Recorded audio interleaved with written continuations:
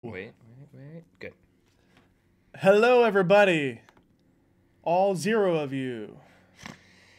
What's up? We're here. It's live. Today's the day. Today is the day that we've been waiting for. The internet can totally see you now. Oh, I never noticed it said that. That's great. What's up, Alberto? Alberto! Never late. Never late. Never late. Always on time. Unlike us. Mm-hmm. Well, unlike me. Yeah. Connor's a very prompt person, so I will not put that on him. Okay, you have video, so that's good enough. I'll go back to this. Cool. Everything looking good, Alberto? Is the stream looking good? Let us know. Yeah, hey Keith, what's up, man? 1DC. I know, it's gone. Well, it's actually in a box over there. I just gotta ship it. But do you want your coffee? Yes. Cameras and coffee requires coffee. Today is a big day for us. We've been waiting for this for over a month now. Yeah, no kidding. And yeah, I'm tired for sure. I didn't sleep at all trying to get that video review done. Yeah, I slept more than him, but only about 2 or 3 hours. What's up, David Longnecker? Necker? What? It's Longnecker, Longnecker? right? Lounge? No. We'll call him Longnecker. And Keith, what's up, man? Okay, cool. I'm glad everything's looking all right. Look a little pasty for sure. It's just Sony. Sorry about it. We're shooting on the Sony a7 III. We lowered our bitrate and some of our quality down a little bit so that our stream would not lag and stuff. Hopefully. So we don't want this to mess up. But here they are, the Mavic 2s, baby. This is the Mavic 2 Pro right here. And we got the Mavic 2 Zoom right there. Oh, yeah. We have had these for literally a month now. Yeah. More than. Because, I don't know if you guys remember, DJI was supposed to announce these June 18th. No, July 18th, right? Yeah, it was way early. So, what's up, Eb? From the Philippines, nice. So yeah, DJI sent these to us like literally, over a month ago. It was longer than that. It was like 2 months, wasn't it? I don't even know. Days are kind of blurring together for us if you can't tell. Anyways, DJI pushed the release back. We didn't know when they were going to release it, and they finally told us early August. Alberto, that's not true. I heard that Connor edits on Movie Maker. No, it's not. I think he's messing with you. I do Final Cut, thanks. But yeah, we've had them. We've kind of been struggling with balancing the video reviews that we do because it threw off our entire schedule. Yeah. Because we basically had to work double time for the last month because we would shoot video reviews so that we would be active. Right. So we basically shoot a camera review, but simultaneously in secret, we're shooting videos and reviews for these guys. And yeah, it was a bit hectic, but honestly, it was fun though. It was so fun. And for that main review that's out, I should probably link it in here. But if you guys follow us on our channel, just check it out. It's we posted 2 videos today.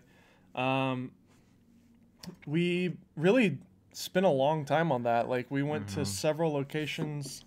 We went down to this park in Tennessee where there's this big waterfall. Yeah, it's called, if you guys live in Tennessee, it's called Rock Island. It is probably one of the most beautiful places in Tennessee, in my opinion. Oh, and yeah. I've been quite a number of places in Tennessee, so definitely check it out. Yeah, it's beautiful. And basically, DJI didn't send us any footage. Yeah. So we kind of had to just go create footage. And, I think it turned out pretty good. Yeah. And I'm just so thankful that they're out now so that we can just start like doing normal reviews again. Right.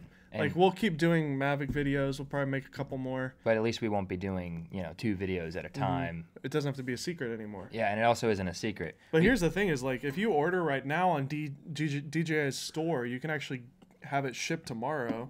And then apparently, everybody's going to be receiving them next week. So wow. So yeah, all that work for like a 2-week head start, basically. That's still pretty great. But Any info on Canon mirrorless cameras?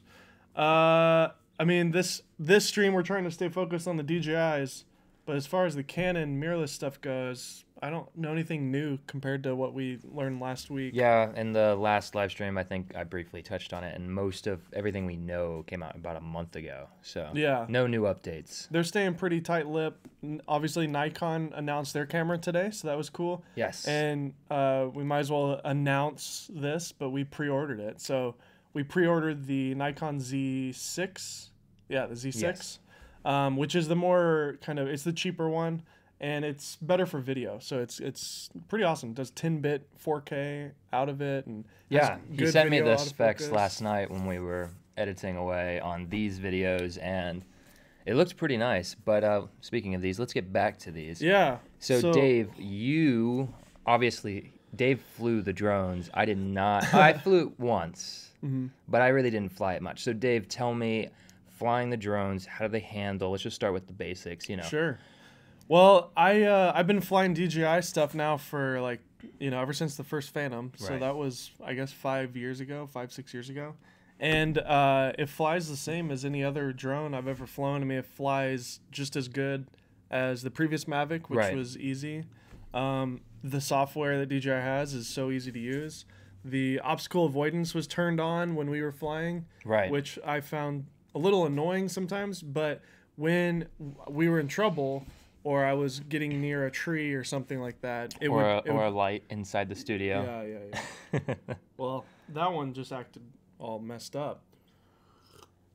If you guys watch till the end of our main review video, there's a little blooper there. Yeah. Where we did some stuff with the drones where I filmed the drone with a green screen behind it, and Connor held basically just a green poster board. Right. And so that was kind of funny. But the drone ended up flying off to the side and smashed into the lights here, and basically obstacle avoidance took over. It kind of freaked out because it was so much around it with all the lights. We had probably 5 lights around it, and I was standing behind it, and it just didn't know what to do. So it drifted into a light, but it's okay. We can still fly it. But the overall flying it is great. I still like the Inspire 2. Obviously, it's way better. So, yeah, well, as it should be. It's like $10,000. If it wasn't better, we'd have to question a few things. Exactly. But it was weird for me to get used to a drone that didn't have a camera that was free floating. So that's what's so great about the Inspire is you can just fly straight, lock on a subject, and then the camera will follow your subject while the drone just goes straight. Right. But the image quality out of the Pro in particular, this one here, the image quality out of this was really fabulous. I am a Phantom 4 Pro X owner. I used to own a Phantom 4 Pro, and I really loved it. The image quality coming out of this reminds me a lot of the Phantom 4 Pro. I'm really curious to compare it to that drone because this is a kind of a cheaper, smaller alternative. So it's going to be interesting what Phantom ends up doing. Do you think... You could shoot 60 at 4K on the Phantom 4 Pro, so that's different. And there is an upgrade coming, too, with the Phantom series. The rumors are that it'll have interchangeable lenses with a 1-inch sensor, so that'd be pretty cool. But how do you think, off of your experience with the Phantom 4, with the Phantom 4, how do you think this compares image-wise to the previous or to the current Phantom 4 we have right now? Yeah. I still think the Phantom 4 has a little bit of an edge. It has a little bit more bitrate, and the files are a little bit more, I don't know, they're cleaner. Sure. I noticed that even with this nice 1-inch sensor, when I was looking at my footage, even when I was at ISO 100, the image was a little noisy. So it's not anywhere near as noisy as the previous Mavic, which looked really, really noisy all the time. And you're getting a little bit of that with this one here, but this one is better than the Pro. We can talk about that next, I guess. Sure. You guys are commenting here, so if you have a specific question, do at Kinotika in the comments. That way I can see a big yellow bold box around it. That way we know it's a question for us. David, what coffee are we drinking? I don't know. This is decaf, isn't it? Yeah, I was supposed to bring my Chemex and make coffee, and it was going to be great. And I have one of these that I might end up drinking at some point because actually I think I will right now. You should right now. He's been a little drowsy, but that's just because he stayed up all night long working on these videos. Yeah, it's crap coffee to answer your question. Yeah, it's crap coffee. So, let's see. I'm gonna look through some questions here. What would a new DJI drone think about Canon mirrorless cameras for works? Very funny. Just watch your review. Great job. Thanks, Drowny. Just bought the Mavic 2 Pro. So excited. Martin, you're going to love it. I really love it.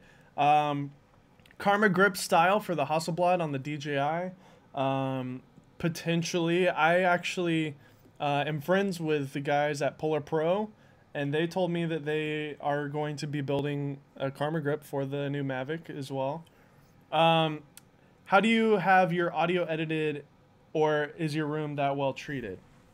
Wow, thank you. Yeah, I actually feel like our audio sucks, actually, sometimes. Yeah. No, we just have a little, this room is pretty good. There's actually carpet on the floor. Right. The carpet's probably helping a lot. It helps. The walls are literally right here. If you were to pan the camera left or right, you'd see the walls. Mm-hmm. But yeah, I try to either use a lav mic or a boom mic, and we just try to make it good. I'm constantly trying to make our audio better because I feel like audio is the most important thing. Yeah, he tells me that pretty much every day. Like, it bugs me so much that our live stream is a little off. Like, yeah. You see that? There's probably a little delay there. Or a big delay. We honestly don't know. Cade, okay, let's get to drone questions, guys. Cade Gregory, is the Mavic 2 Pro worth the upgrade from the Mavic Pro? Great question, and we will be doing a specific video on that question. Yes. But to answer you here on the live stream, yes, I think so. Much. I think the Mavic Pro came out about 2 years ago, and DJI has advanced a lot since then. There's a lot to this. Even if you were to get the zoom, which has the same sensor in it as the Mavic Pro original, there's a lot of upgrades here that you don't really necessarily see by just looking at it, because it does look pretty similar for the most part. Mm-hmm. You get better battery life. It's only a couple minutes, going from 27 to 31. Yeah. You get much more durable of a body. In fact, the company that we work for also runs a drone site called We Talk UAV. Yes. And I was talking to Alex, the guy on that channel, and he did a crash test with these. Is that live? Oh, maybe I shouldn't say that. But I don't think it matters. Like, they're going to watch it. Yeah. Anticipation. But they couldn't break it, is what I'm getting at. Like, they could not break it. I slammed into the light here on accident when we were shooting in here. What else did we run into? I ran into a tree. I didn't run into it, actually. The zoom. The drone did. I took off, and then the GPS just started acting wonky and just ran right into a tree. And it held up fine. I just broke a couple blades, which I ordered some blades today because you can actually buy blades now. Yay. Yay. So we're running low on blades. The omnidirectional obstacle avoidance is amazing, especially if you're a beginner. I highly recommend getting something like this or the Mavic Air that has really good obstacle avoidance. You got 2 cameras on the back, 2 on the side, 2 on the front, 2 down here. And it's really cool with the active tracking mode. You can actually, on your phone, select a subject, and it uses the data from the 3D sensors here and the camera to track your object. Mm-hmm. So the motion tracking is pretty cool with the drone. But to answer your question directly, yes, it's a worthy upgrade. If you want to save some money, then go with the zoom. Do you know what the Mavic Pro, I guess 1 Pro is what we should call it. Do you know what the Mavic 1 Pro goes for these days? $798 or something. $795 is what I looked at on Amazon. So this guy is roughly twice the price, but it's definitely worth it in my opinion too. This zoom, the zoom's $1,200-ish. Ironically, not that I have much flight time with these, but in editing and looking at all the footage, I actually prefer the zoom. That's also just because I'm on YouTube and image quality to me isn't as important. I love the versatility of it. Yeah, it's so versatile. Oh my gosh, really because of that. I mean, well, the zoom range, of course. The 24 to 48 millimeter zoom range, being able to get really tight. Well, I say really tight. 48 millimeters isn't real tight, but it is a lot tighter. It's about 50 millimeters, which is really natural looking. And that's something that, did we talk about in the review? What? The 48 millimeters being more natural. Mm-hmm. Yeah.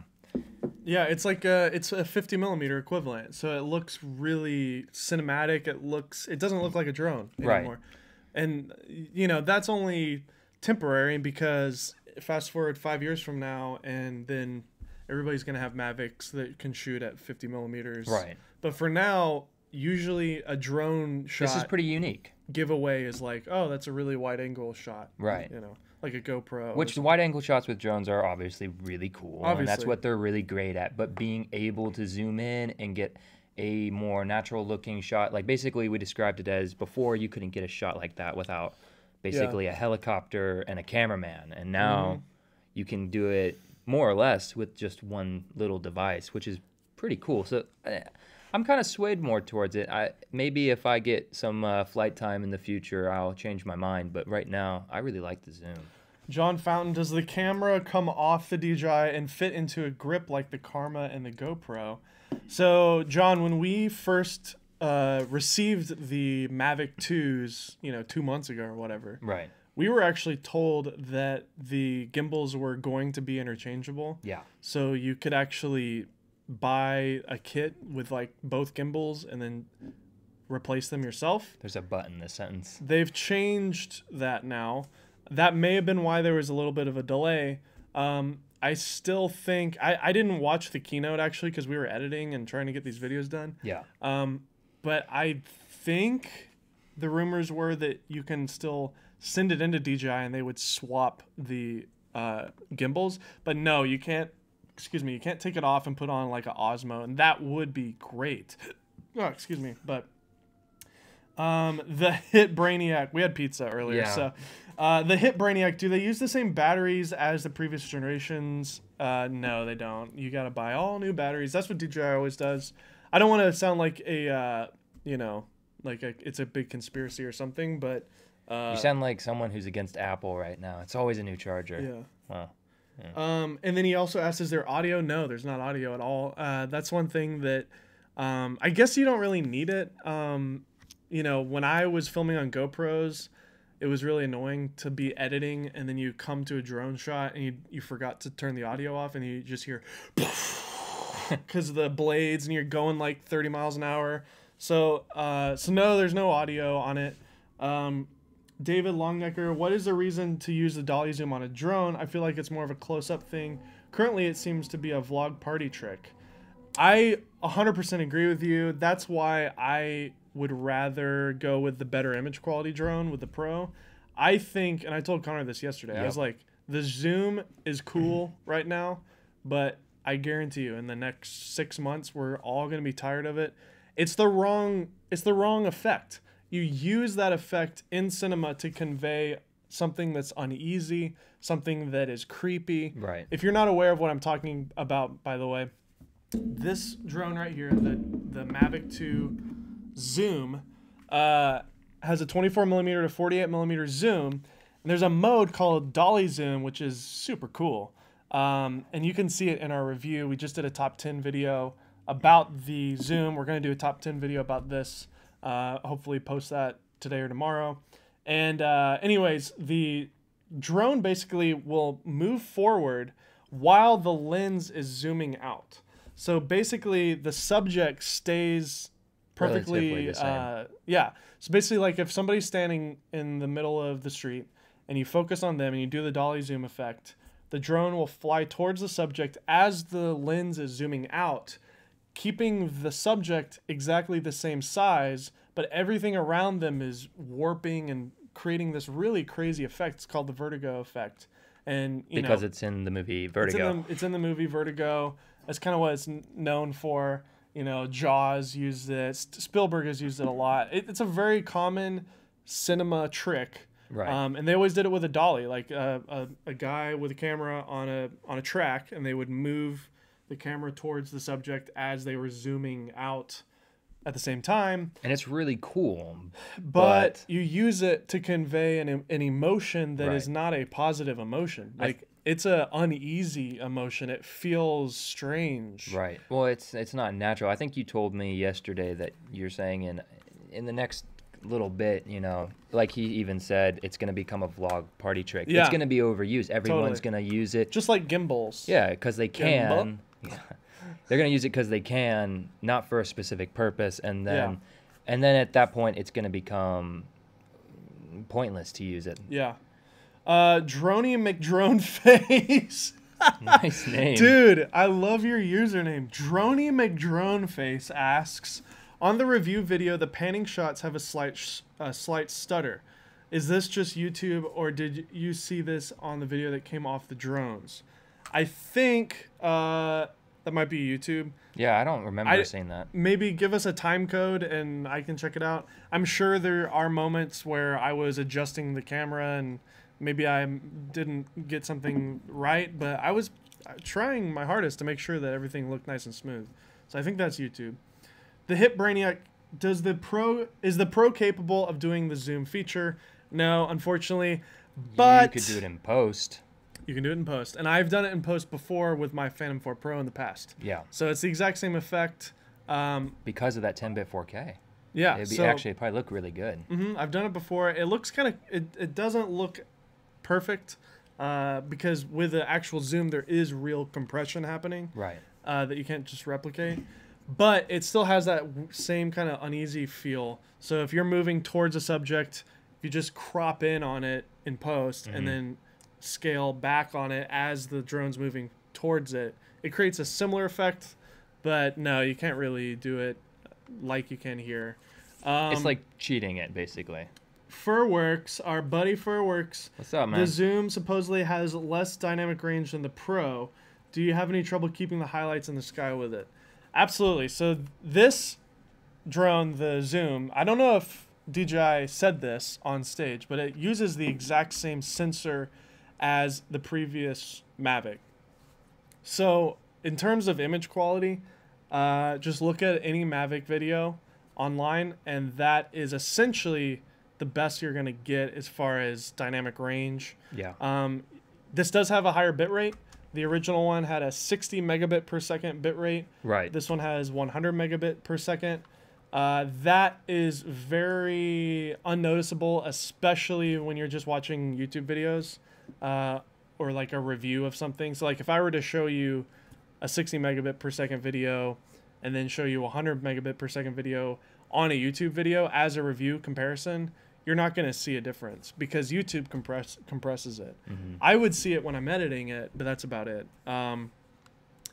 But the benefits to this over the Pro are not just the sensor. You have a better body, you have better obstacle avoidance, better battery life, better active track. The downlink on this thing is insane. You can go 5 miles, you know, at the maximum. Of course, that's, I think that converts to 8 kilometers. Yeah. And it's amazing. It's a 1080p downlink onto your phone. You should tell them about the cool little 3D mapping thing that it happened when you kind of pushed the range a little bit. That was pretty interesting. I've never seen that before, and I might just be ignorant, and maybe some of the other drones do this.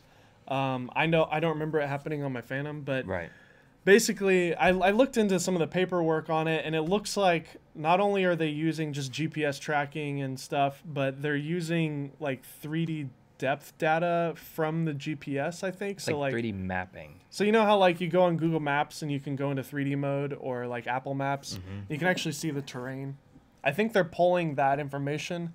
So basically, if I were to lose a complete signal, the GPS in here is still capable of knowing where it is and sending back that data to my controller. And even if I lost a video feed, I would see like these 3D objects that were just on the screen, and it looked like I was flying in a video game, but it was like trees and houses and things. Yeah. It might be a combination of the vision sensors too on the front here. I don't know. It was really curious. I've never seen it before, and I was really pleased because I was pushing the bounds a little bit of like how far I could take it, and I was still able to fly because that 3D mapping thing. So pretty cool. Yeah, it was awesome. There are 2 controllers. We only have this one, and this one is virtually identical to the original Mavic Pro controller. Do you have the original one here right now? I do. It's in a box up there. Oh, okay. Well. The only difference is you can take these thumbsticks off, which is great. It doesn't seem like that big of a deal, but when you put stuff in your bag and these thumbsticks are just pushing up against it, like say you want to put like, you know, a filter or even your phone or something next to it, those metal thumbsticks, you're always going to be concerned like, oh, is that going to scratch my phone or whatever? So like taking that off, it just fits so much nicer in your bag. It also protects the controller. It does, because the sticks could break off. Exactly. So they're going with a PlayStation 1 color scheme with these. That's what I said in the top 10 video. Yeah, I personally I'm not the biggest fan of the color. I like the old color. I am not a fan of the aesthetics of it in general. Yeah. The Mavic 1 had a more sleek look to it. Yeah. And then don't even get me started on the Mavic Air. That thing's like an Apple product. Right. But there is another controller that comes with a high bright display. Nobody that I've seen on YouTube has it, and we obviously don't have it. And we didn't even see any photos of it when DJI gave us all the information. So I have a theory that it's not ready yet. And so they're just not even talking about it. They just want us to know that it's there and maybe you can buy it later. But I would recommend buying that because I found with my iPhone 10 before, like not too long, I would just not be able to see anything. I'd always have to stay in the shade. You know, you can buy like a sunshade or something, but it just gets a little cumbersome. Plus, it's a pain in the butt. Like, I had people call me and text me while I was flying. Somebody actually called me and like, I'm flying a dangerous maneuver, and then my phone like kicks up. So I should probably go into airplane mode or something. Yeah, probably. But I didn't know if that would affect You could probably the go drone. to Do Not Disturb. Okay. That'd probably fix it. But yeah, let me go through some more questions here. Anything that you've learned, Connor? I mean, Connor is sort of new to drones. It's true. You know of them. You've always known about them. Yeah, I've always wanted to buy one and never did. Yeah.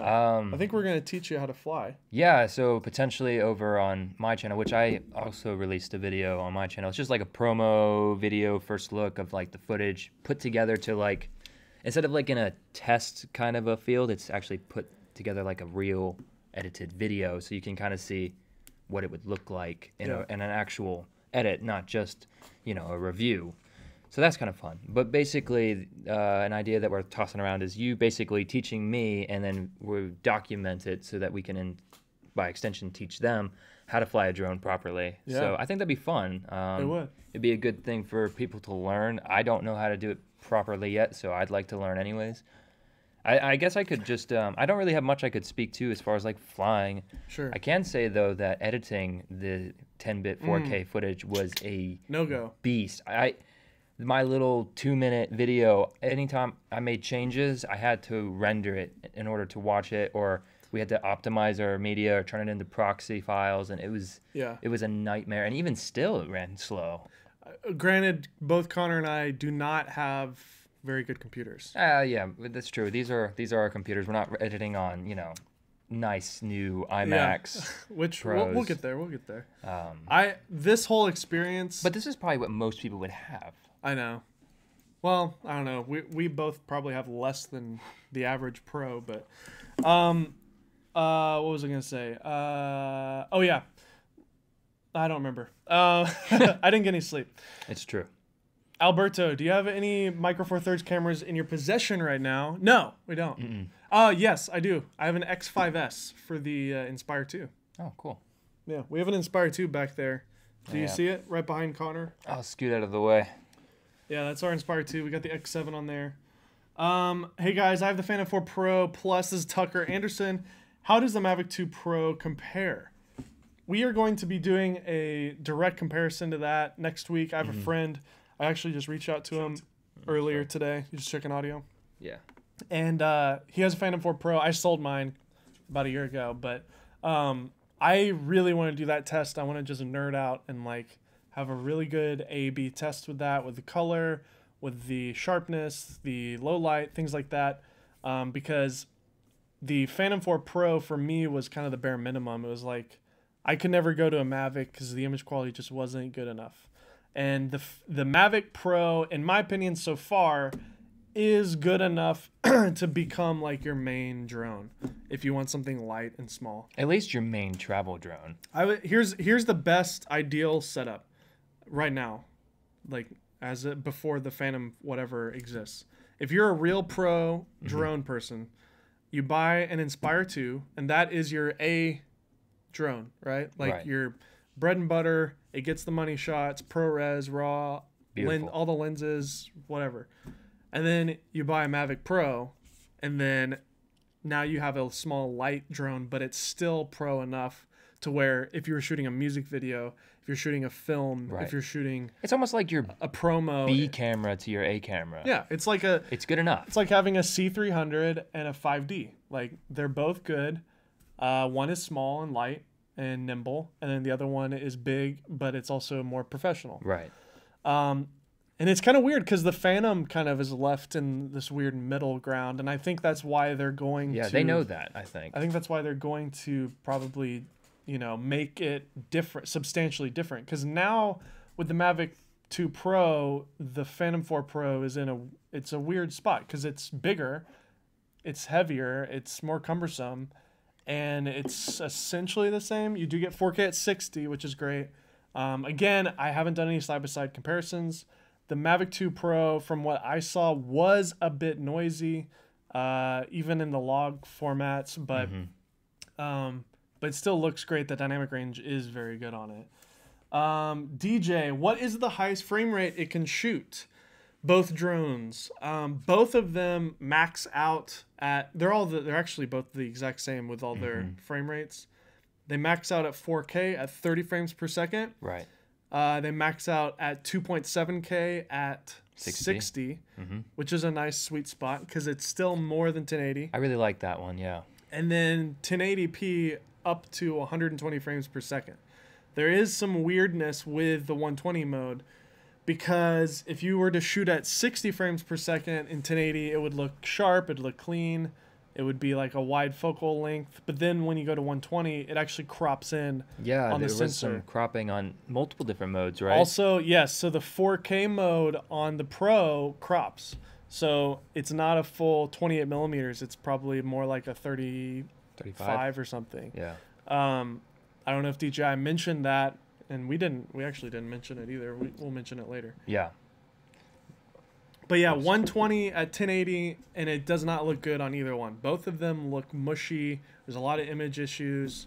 Yeah, I noticed, now I don't know if it was a fluke, but remember the clouds that I was showing you with the weird... Yeah, it was a fluke. Yeah. Because I looked at the stills of that.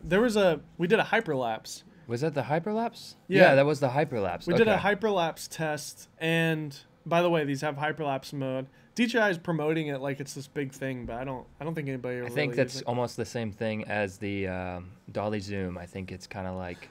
Yeah. It's kind of neat, but it's not... Here's the problem with it, is like your battery isn't going to give you enough time to get a really good hyperlapse. That's what the Save... Yeah, but it can basically replicate the same motion over and over again, which we talked about. Yeah. That's kind of the fix to that.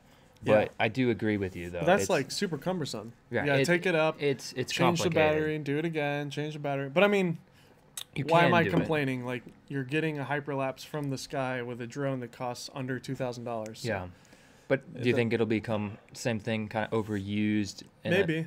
I think hyperlapse was a big fad. I don't know if you remember, like... I do. On Vimeo and YouTube, a lot of the artsy YouTubers were doing a lot of hyperlapse. I mean, it's neat. It's really neat, but it's kind of like the fad, I think, is worn off.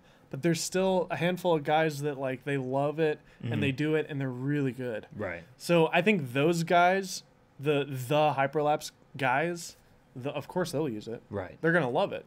Yeah. Because you can take raw stills. It's not just video. But yeah, let's see. Furworks, how does the new DJI Mavic 2 compare to the G7? We do a comparison review of the G7 and these drones. Alberto, what? We'll consider it. Yeah. You guys are nuts. Shiz nuts. I like the at least. God. I like that they at least gave you 2.7K, Wish more manufacturers would do that because you get the flexibility of higher than full HD for like warp stabilizer or reframing, but better resolution and frame rate.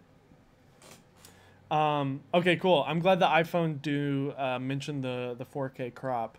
I watched the first couple minutes of iPhone Do's review. It was super epic. Yeah. By the way, we have to say, like, it was really like we had no idea like how many people had these. Yeah, it was everyone kept it a secret. Nobody told us, like, you know, we didn't like talk about it, and I was pretty shocked at how many people, but I guess it's just kind of all happened at once. Right. When you actually look at it, I guess there's only like 10 guys, you know, 10 or 15, but it just feels like a lot because like Philip Bloom has a video, Kai Wong has a video, Peter McKinnon, Casey Neistat, iPhone Do, but like they're huge channels. Right. And we are small. We're very blessed to have these, honestly, considering our channel size. We really are. So, somebody said something. Oh yeah, I was gonna say this. The 1080p mode on the Pro is great. Like, I was actually doing some side-by-sides. I could not. I zoomed in to like 400% on the 2.7K and the 1080, and I couldn't even see a difference. And the 1080p stuff, of course, runs beautifully. Way better.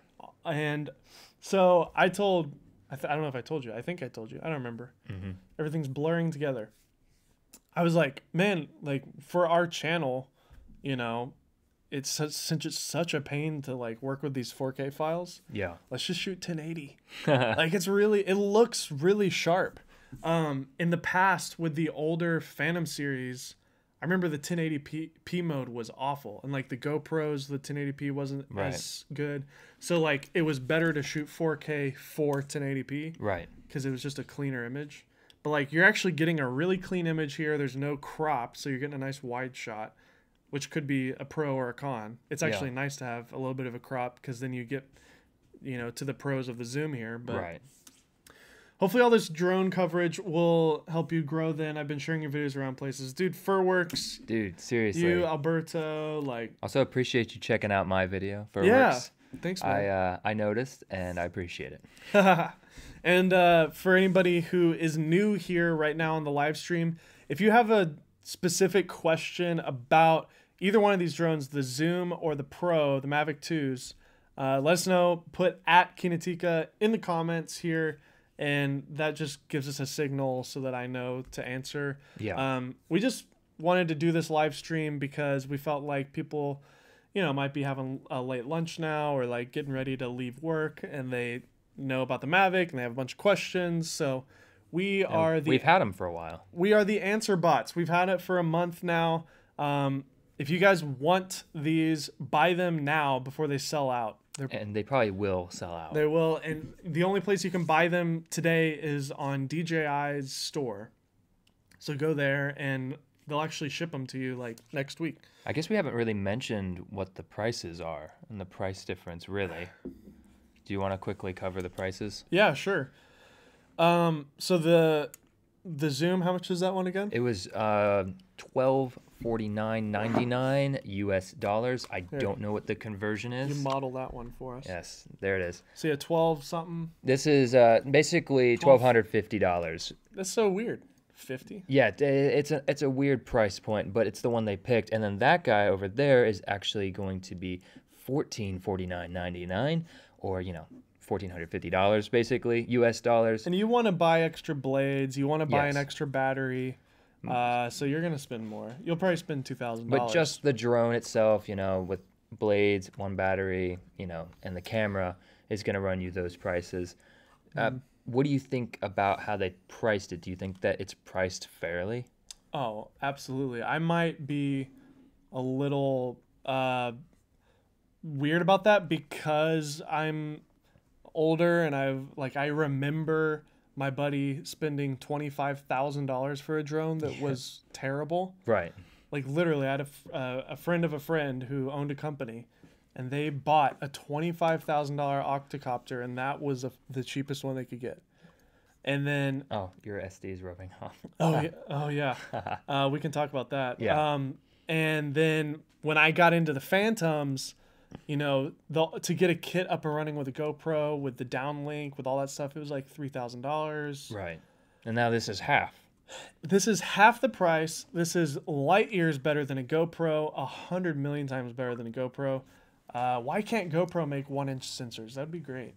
And the modes here with the active track, the OcuSync downlink is insane, the obstacle avoidance. So I might be a little not fair to say that it's a good price, but coming from where I'm coming from and understanding how advanced this is, right, 100%. I mean, this is a lot of engineering. I think so. I heard from inside sources that DJI made the original Mavic as sort of an experiment, and it turned out to be their most popular drone they've ever made. Right. They were sold out for like 6 months. They could never get it in stock.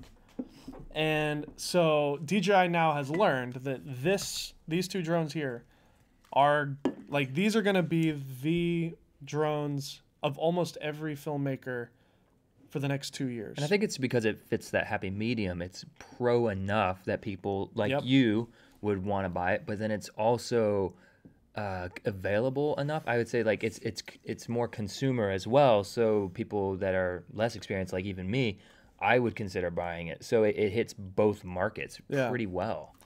Yeah, and especially I was looking at microphones yesterday, like just standard microphones, and those cost $1,200. Like those are a microphone for video. Yeah. So to spend $1,200 on a drone that has that type of technology, and then you compare it to just a mic, right, like right. It's a good mic though. They use it in movies, like it's the microphone to get, right? But it's not this one, by the way. Yeah. We just bought this. We bought a whole setup here for 2 mics. Hopefully we'll get this up and running next week. Yeah.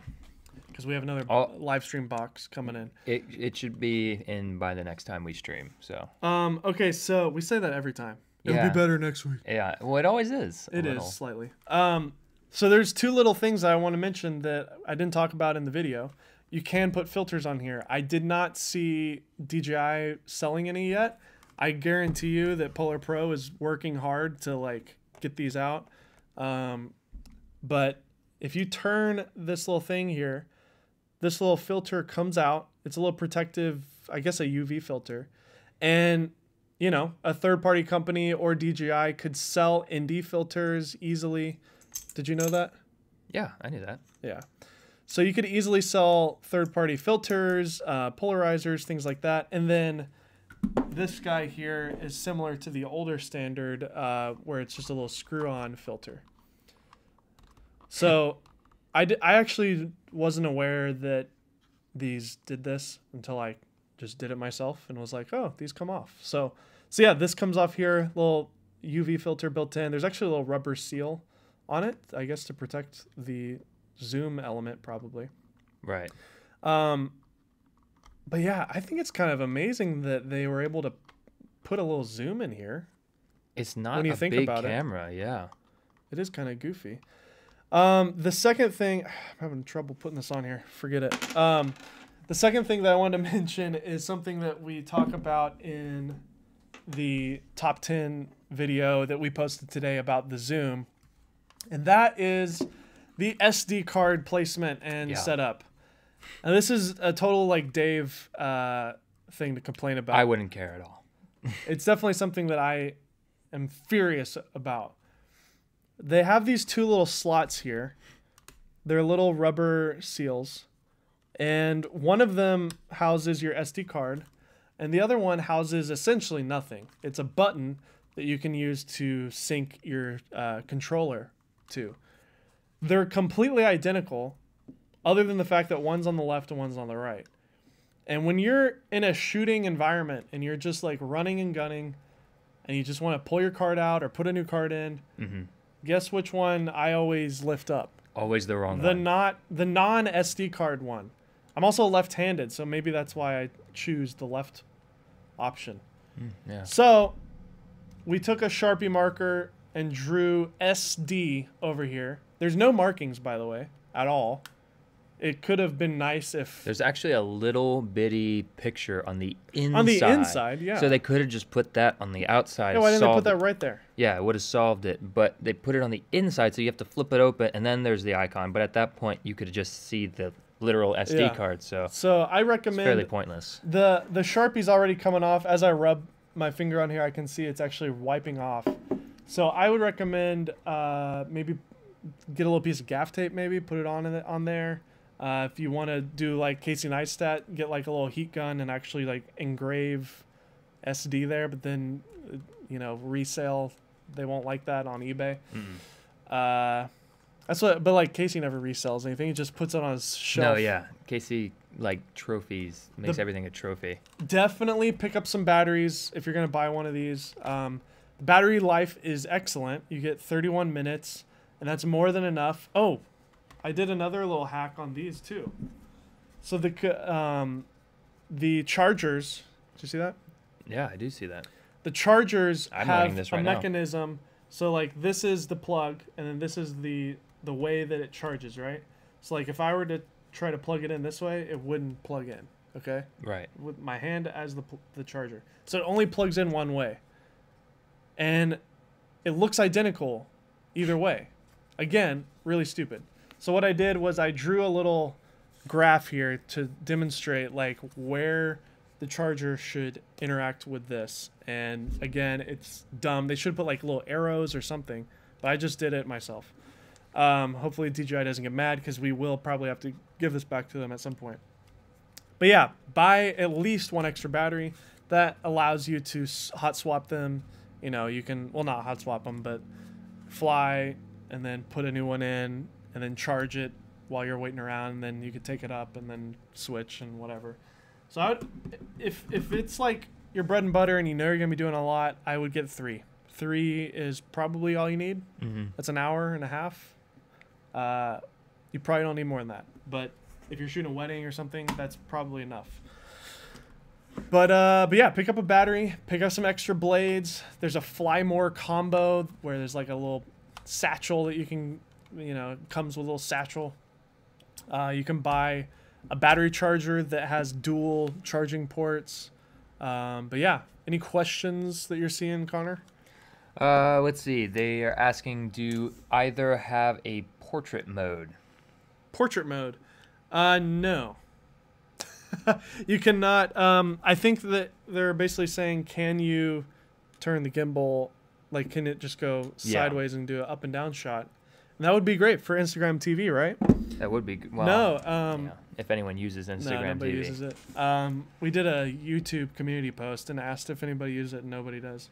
Pat Creeded says, I will join you at Photokina. See you there. Awesome. Cool. That's what's up. Come say hi. Furworks also had another question. It says, did you have any compass calibration issue in your shooting? I saw complaints that frequent compass issues on the original Mavic Pro/Air. So yes, I did have an issue with the zoom, but I do not want to come out and say that because these are not production units. So if there's an issue with it, there's that caveat of like, this is not a shipped version. This is a beta version.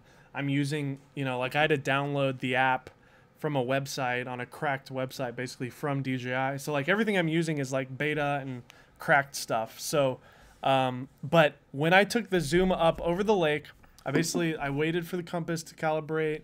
I calibrated the whole thing, everything. I did everything right.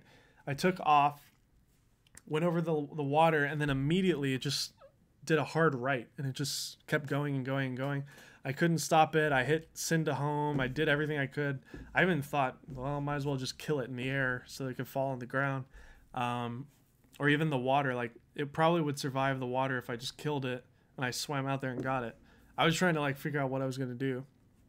And I just let it, I couldn't do anything actually. But it just ran into some trees and it broke a blade, but everything was fine with the drone. But ever since that moment, I've noticed that the zoom kind of floats a little bit. Like, I'll take it up and it should just stay locked, but it'll kind of just start to sway a little bit to the left, or like I'm trying to go straight, but it kind of like goes off course a little bit. It kind of has a mind of its own. I've recalibrated it several times already. Maybe when it hit the tree, something else got out of whack, but yeah. But again, as we're saying, it's pre-production. It's not full. So, and I've had no problems at all with this guy. So from this moment on, until DJI asks for them back, I'm gonna carry the Pro with us when we go on shoots. Yeah, definitely. Because I don't trust this at all. And, you know, to kind of talk about something else, we've had the Inspire now for since when? Since January. And we've used it all of, how many times? Maybe a couple of times, handful of times. On the channel, a handful. I've used it for some jobs, but... As for Kinotika, though, a handful of times. Now that we have this guy, however, I think we'll be using it a bit more. So you can put it in our backpack. Exactly. You can't put the Inspire in a backpack. Well, they do make a backpack, but that's the only thing you can keep in your backpack. Sure. Man, that made me think of something. Oh yeah, the reason that we don't use the Inspire though is also we don't have the ProRes license. We don't have the RAW license. The battery charger that DJI gave us is kind of broken, and I don't want to buy it. Like, I'm not going to buy a charger if DJI is going to just ask for the drone back tomorrow. You know, like, they can ask for it back at any moment. So, but anyways, why didn't they add 4K? Pat created 4K 60. 4K 60. I think it has to do with the processor and the overheating. The Phantom 4 Pro is bigger. There's, you know, fans in there that are cooling the processor down. There's airflow that comes into the drone that cools the whole thing down. It's just bigger, and so they're able to do 4K at 60.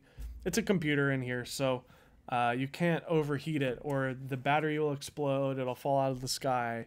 You don't want that. So, you know, I can't give you a technical reason why, but I would imagine that it has to do with the size of the drone being too small to be powerful enough to do 4K at 60 frames.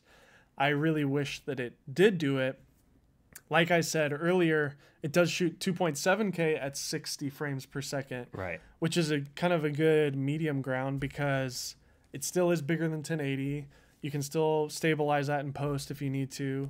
You can reframe a little bit, and it's a little bit sharper, I guess. But I also said earlier that I looked at the 1080 footage. I couldn't tell the difference. So if you just want something quick and easy, the 1080 on here is really nice. Right. Whew. Which, if you're only shooting for YouTube, honestly, 1080's plenty. Oh, totally. But if you know, but it's nice to have the better options like the 4K at 30 and the 2.7K at 60 for other jobs. Or if you just want to make a really, really nice looking video for YouTube. Yeah. I mean, we tried shooting 4K. We shot all of that in 4K. Yeah, because I wanted to show off the image of it. So right. Alberto has turned the G7 into a Kinotika meme. It's so true. Yeah. We should make like a G7 shirt and send it to Alberto. That would be funny. Has the Phantom 4 Pro V2 10-bit 2? We don't know. We don't know anything about the Phantom 4 Pro. We're not making that up. Like, we don't have inside sources or anything. Yeah. We're just going off of the rumors that we heard about the Phantom 4 Pro. I would imagine that if this has it, that they're probably going to put it in that too, because that's a more pro. Yeah, it'd be silly if they didn't. So they should. Kinotika, are the Mavic 2 props compatible with the Mavic 1? Same mounting system. I was actually curious about that. I didn't try it. I don't think so because they're a new design. The blades are a little bit bigger this time around. They're quieter. They're 20% quieter, I think. There was a number with that, but I don't think it was 20. It was 19% less drag. Right. Is what it was. But we couldn't measure the sound difference, but it apparently is substantially quieter. I think in the video we compared bees and mosquitoes. Alberto says he would wear the t-shirt every day. Oh my gosh. If you guys haven't seen our reviews, definitely check them out. We were supposed to have 2 top 10 videos today, but we just did not have time. And so we're going to try to get that done for tomorrow. And we've got a comparison video as well to get done. We can have that out next week. While we have you guys here, what kind of videos do you want to see? Let me know in the chat. What kind of videos do you want to see? Are there specific comparisons that you want to see? We do have a comparison between the cameras, between the Zoom and the Pro, and that is coming out as soon as we can get it out. We're going to take tomorrow off because we've been kind of doing double shifts all week. Yeah. And at least for me, I'm dead. Like, this live stream is the last thing I'm going to do today, and then I'm going to go home and go to sleep. That sounds like a good plan. But yeah, if there's anybody new here who is not a subscriber, thank you guys for being here. If you have any questions about the Mavic 2s, let us know now. I'm going to go ahead and put in the chat the review and the top 10 just in case anyone wants to snag it. Sweet. Droney McDrone face settings video. Best picture settings would be great. So on the Mavic 2 Pro, I found that the D-Log M was great. It also has a hybrid log gamma mode, which is really fascinating. And I've been trying to learn more and more about HLG. It's a really cool new thing, and I'm enjoying learning about it. Final Cut 10 supports HLG, and it's really interesting how like it captures everything almost like overexposed, and then you can pull it back in post-production, but it's a lot easier to use than log, but you still have a lot of the benefits of shooting log. And this is me talking about a workflow where you deliver in non-HDR. I'm talking about using HDR recorded content to be edited and delivered in a Rec 709 format. So that's really interesting. I'm enjoying learning about that. We've even experimented with the Sony on it. But I just stick to log. It's what I know. It's good. The 10-bit is nice. I have been converting everything to ProRes. ProRes 422 HQ is what I did for my review because my computer could not handle the 4K 10-bit at H.265, which, by the way, I don't know if I mentioned that earlier. Both these cameras record in either H.264 or H.265. If you want the 10-bit, if you want the higher bit rate, you need to shoot in H.265. If you want something really easy to use, straight out of the box, it'll work perfect on most computers, then switch to H.264. And maybe we should do that. Just shoot 4K H.264. Maybe we should do some internal tests and see how it compares. Because the 265 files they're massively hard to on my computer, and I'm assuming yours too. It was a monster. And like he said too, like for the main review that I did, that I finished up this morning, we both edited it. He edited all the foundation work, and that's what Connor has been just crushing it with the editing.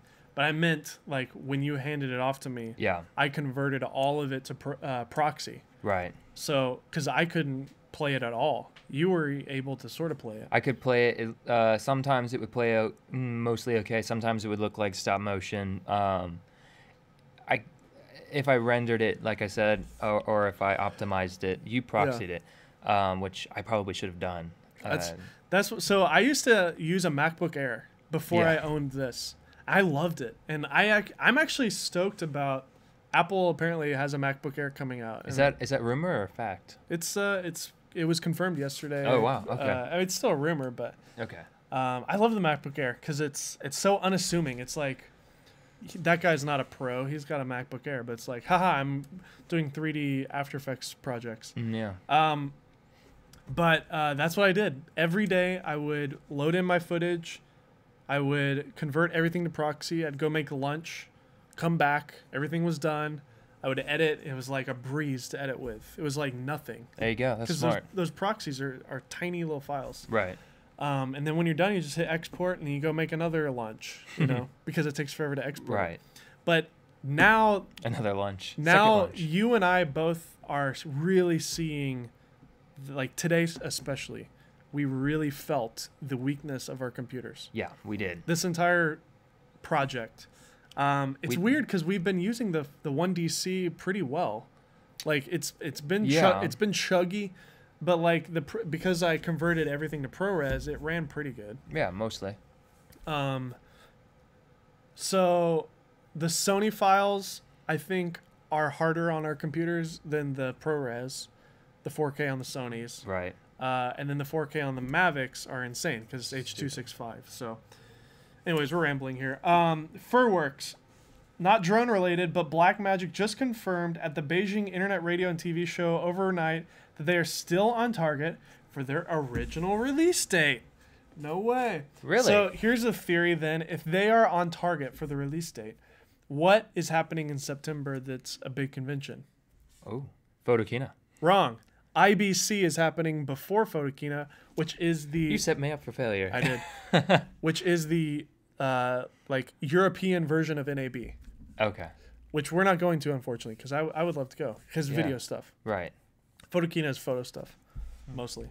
But you're right. Photokina is. I was tricking you. Thanks for that. So IBC is happening. It's a big video conference, just like NAB. Right. Wouldn't it be great if they went to Black, because they're going to be there, and they were like, hey, by the way, they're shipping now, or like, you know? Right. That makes sense. I can't believe that they haven't shown anything. No footage. Nothing. Nothing. We've Nothing heard at all. Nothing since NAB. But that's how Blackmagic works. So Yeah. Well, yeah. I can't wait to review one of those. I also can't wait to review the Nikon. Like, I'm seriously excited about that Nikon camera because it's the first kind of like it's another kind of underdog kind of company. I mean, Nikon's never been a small company. But it's also kind of like a mysterious camera. I think that's also some of the allure because I'm excited about it. we just don't know if it's going to be good or not. Yeah. There's nothing really preceding it per se. Well, if you look at their DSLR, the Nikon D850 is an incredible, amazing camera. Right. It's just big and clunky because it's a DSLR. But like it's been the #1 camera for the last year now. Yeah. In terms of color, sharpness, dynamic range, like it's beating everybody, Sony and Canon. So, if it's as good as that, and they're saying that it's better than a D850, then the camera itself is going to be amazing. I'm just curious about that 4K video. But anyways, back on track. Well, okay. Oh, what were you going to say? I was going to say, just to stay on that topic, I remember you saying it was released or announced today, but when we pre-ordered it today, but when's it actually come out or ship? We pre-ordered the camera today. We're not going to see it till November. So oh, dang, okay. I'm having it shipped to when we move. Yeah. I'll have to change my address because we're moving to California. Anybody who wasn't here last week on the live stream, we actually announced on the live stream that my wife, my son, and myself are moving to Laguna Beach, and Connor and his roommate are moving as well. It's so funny, like.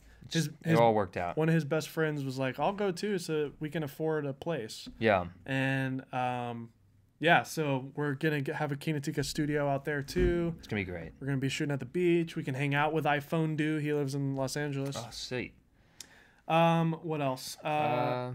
Did you answer some of these ones that are up top? Droney was asking about like a settings video picture. Yeah. You answered that? Yeah. So descending like on this guy here. It's pretty good. And then D-Log on this. So I think he was asking, because we specifically said before that what kind of videos you'd like to see. I think he's asking if we would make like a settings video, which would be interesting. We're going to do, like I said before, we do have a pretty extensive, kind of boring but nerdy and necessary comparison video. We have a hard time kind of like figuring out the balance of, like the main drone video that we did was like I tried to make it entertaining, but sometimes those like lens reviews and like the comparisons, they're very kind of technical. Right. It's hard to balance the information with fun, I guess. Yeah. Do you guys like the information? That's or do you want both? Question. Or what? I don't like being kind of shallow. Like I don't want to just talk about fun, happy things and be entertaining all the time. I do want to have depth to it. So anyways, at the beginning there was a delay, and now I'm looking at delays back, probably half a second delay. Maybe if you refresh your browser, it'll help. I don't know. Our audio is all over the place. I'm sorry, guys. Do you guys have any more questions about the drones? We have them here. We've had them for a month. Anything specific that wasn't answered in the keynotes or any other YouTubers, let us know. Do at Kinotika. Anybody that's new here, just let us know about that. 4.7 million views on Vimeo. 2014 Watchtower of Turkey. That's when hyperlapse got real trendy. That's right. I remember that video. There was a whole bunch of videos that guy made. They were like staff picks. Maybe one day, if we can get that new live streaming setup, we can actually like show play what we're videos talking about. And like we show the chat. And dabbled with it last week, but I actually went back and watched that live stream, and we couldn't hear the audio from the videos, but you guys could hear the audio from the video, and then we were trying to talk still, and it was kind of goofy. So that's something that we should get better at as well. VFX Todd, what's up, man? He's a regular here. Oh yeah. What do you like about these drones? Anything game changing? I think and then Cameron, I'll get to your question too. I actually saw that earlier, and I'm sorry I lost track of it. I'll answer that. But first, VFX Todd. There's two things, and I'll just do one of each. Obviously, the zoom is the zoom, right? I mean, that is its feature. That is the coolest, most unique, really creative, like sky's the limit, kind of exciting, game-changing things. Like there's never been a drone that you can control on the ground, your zoom. You can do these dolly zoom things, which are cool, and they are going to be overused. We talked about that a little earlier. That still doesn't take away from the fact that it's cool. Like it's very cool. Having the ability to go super wide at 24 millimeters and then all the way up to sort of a telephoto. I mean, it's just so versatile, and I think the versatility will lend itself to creativity. Oh yeah. And the fact that maybe we'll see something with these zooms and the drones that we haven't seen before, which would be kind of interesting to see what because people, when you give a massive population a creative tool, there's always something unique that comes out of it. So it'll be cool to see what happens. With that in mind, that made me think about the high resolution mode. So that's a new mode on this that's sort of revolutionary, I guess, if you want a high-res photo. But basically what happens is the zoom zooms in all the way to 48 millimeters and takes like 9 images and then stitches all that together to give you a 48 megapixel image. So that's kind of neat. Say you're taking a picture of a cityscape or something, you could like zoom in on a window and probably see in it. That's kind of creepy. Yeah, wow. But and then with this guy here, just the fact that it's a 1-inch sensor, that alone would be considered game-changing in my book. Right. To be able to fit a sensor that's this large. If you guys aren't aware of the difference between this sensor size and this one's literally like 4 times larger, giving you better depth of field, better dynamic range, better color, because it's just absorbing so much more information. But then you pair that with the ability to shoot 10-bit. Like the difference between 8-bit and 10-bit is billions of colors, not millions. Like it's literally billions with a B. There's literally billions more colors on the spectrum that this camera can read compared to this one. So the depth and just the professionalism of it, you can just feel it. If you watch DJI's videos. Oh gosh. I watched a couple seconds of their highlight, and of course they hired these great cinematographers. I guarantee you they hired a Hollywood color corrector to do the color. But still, the fact that it was coming off of a drone that can literally fit like in the same size as a water bottle. I mean, it's the exact same size as your water bottle, essentially. Look at that. I mean, that is revolutionary to have a sensor size that's this big with 10-bit. That's revolutionary. The zoom on a drone of this size, too, is revolutionary. If they had a zoom on the Phantom, that would be enticing. Like, but the fact they were able to put it on a Mavic, I mean, that's amazing. So, not to mention the other technological advancements. I guess those things are kind of like a given. You would expect that the OcuSync will get better. You would expect the obstacle avoidance will get better with time. You know, just things advance and get better and better. But, like, I never would have guessed that, you know, I would be able to have a 1-inch sensor or a zoom on a drone of this size a couple years ago. Right. I would have dreamed about it. So. Don't forget Cameron. How quiet are these two drones, and what does the 120 frames per second look like? Droney McDrone face. Back at it again. Back at it again with the white vans. I can't give you a decibel number on the loudness, but they're quieter. They still sound like it still sounds like a bunch of insects. Yeah, it's not silent, but I mean, like, if we were to estimate it just based off our own ears, which is not accurate by any standard, I'd say it's probably what, 30% quieter, maybe. I don't know. It is quieter. It's noticeably quieter. It's just there's not a percentage out there that we know of right now. And then, what do you think of the 120 frames? I think that it's all right. I think that what you said earlier is like there's some image issues with the 120, especially on the zoom. I noticed on this guy it's decent. It's not gonna be, I mean, it's not like the A7 III 120 by any standard. Basically it's cool that it does it, and if I had it I would probably use it, but it's take it or leave it. I think the 60 2.7K is the sweet spot. That's what I would probably shoot most everything. If I want slow motion, that's what I would do. The 120 is so nice, but I would only use it for specific, like if somebody's jumping in a lake or whatever. Yeah, and also like 120 when you're so wide and so high up that, like, I don't know, it slows everything down so much that it's almost like a standstill. You know, the 60 allows for that little bit of extra movement. I actually like that better. I actually shot a lot of the review at 30 frames per second in 4K, and then I slowed that down to 24. So it's just a subtle slow-mo. Pat created, will there ever be a Q&A live stream? Yes. Now. You're in one. Hey, welcome. We just answered Unless your question. you're saying about a Q&A about the two of us, in which case, I don't know. But if you're asking just Q&A in general, this is one. I don't know if he's being sarcastic or if he's being serious or not. Don't forget Cameron. You said you wouldn't forget the man. Cameron.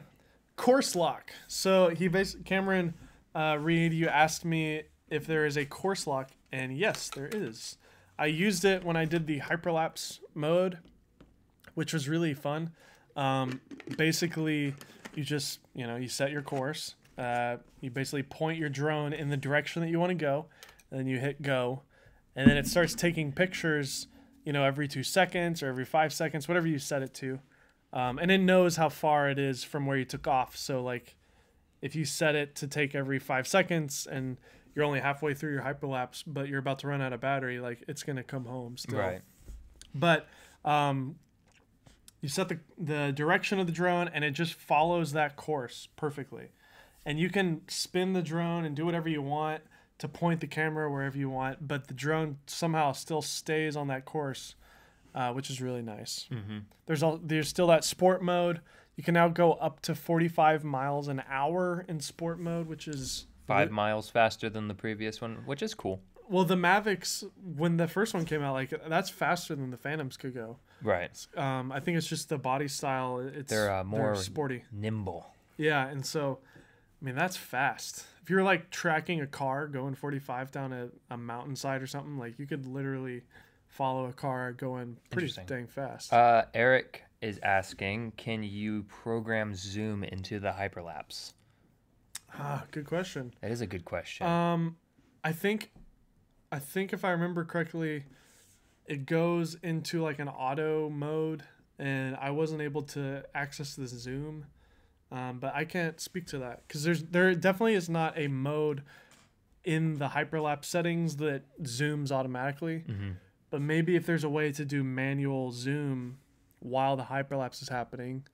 That could be interesting. Or, if there's enough demand for it, it might be like an update that DJI could do. I could imagine the dolly zoom effect with a hyperlapse would actually look really cool. Oh, wow, yeah.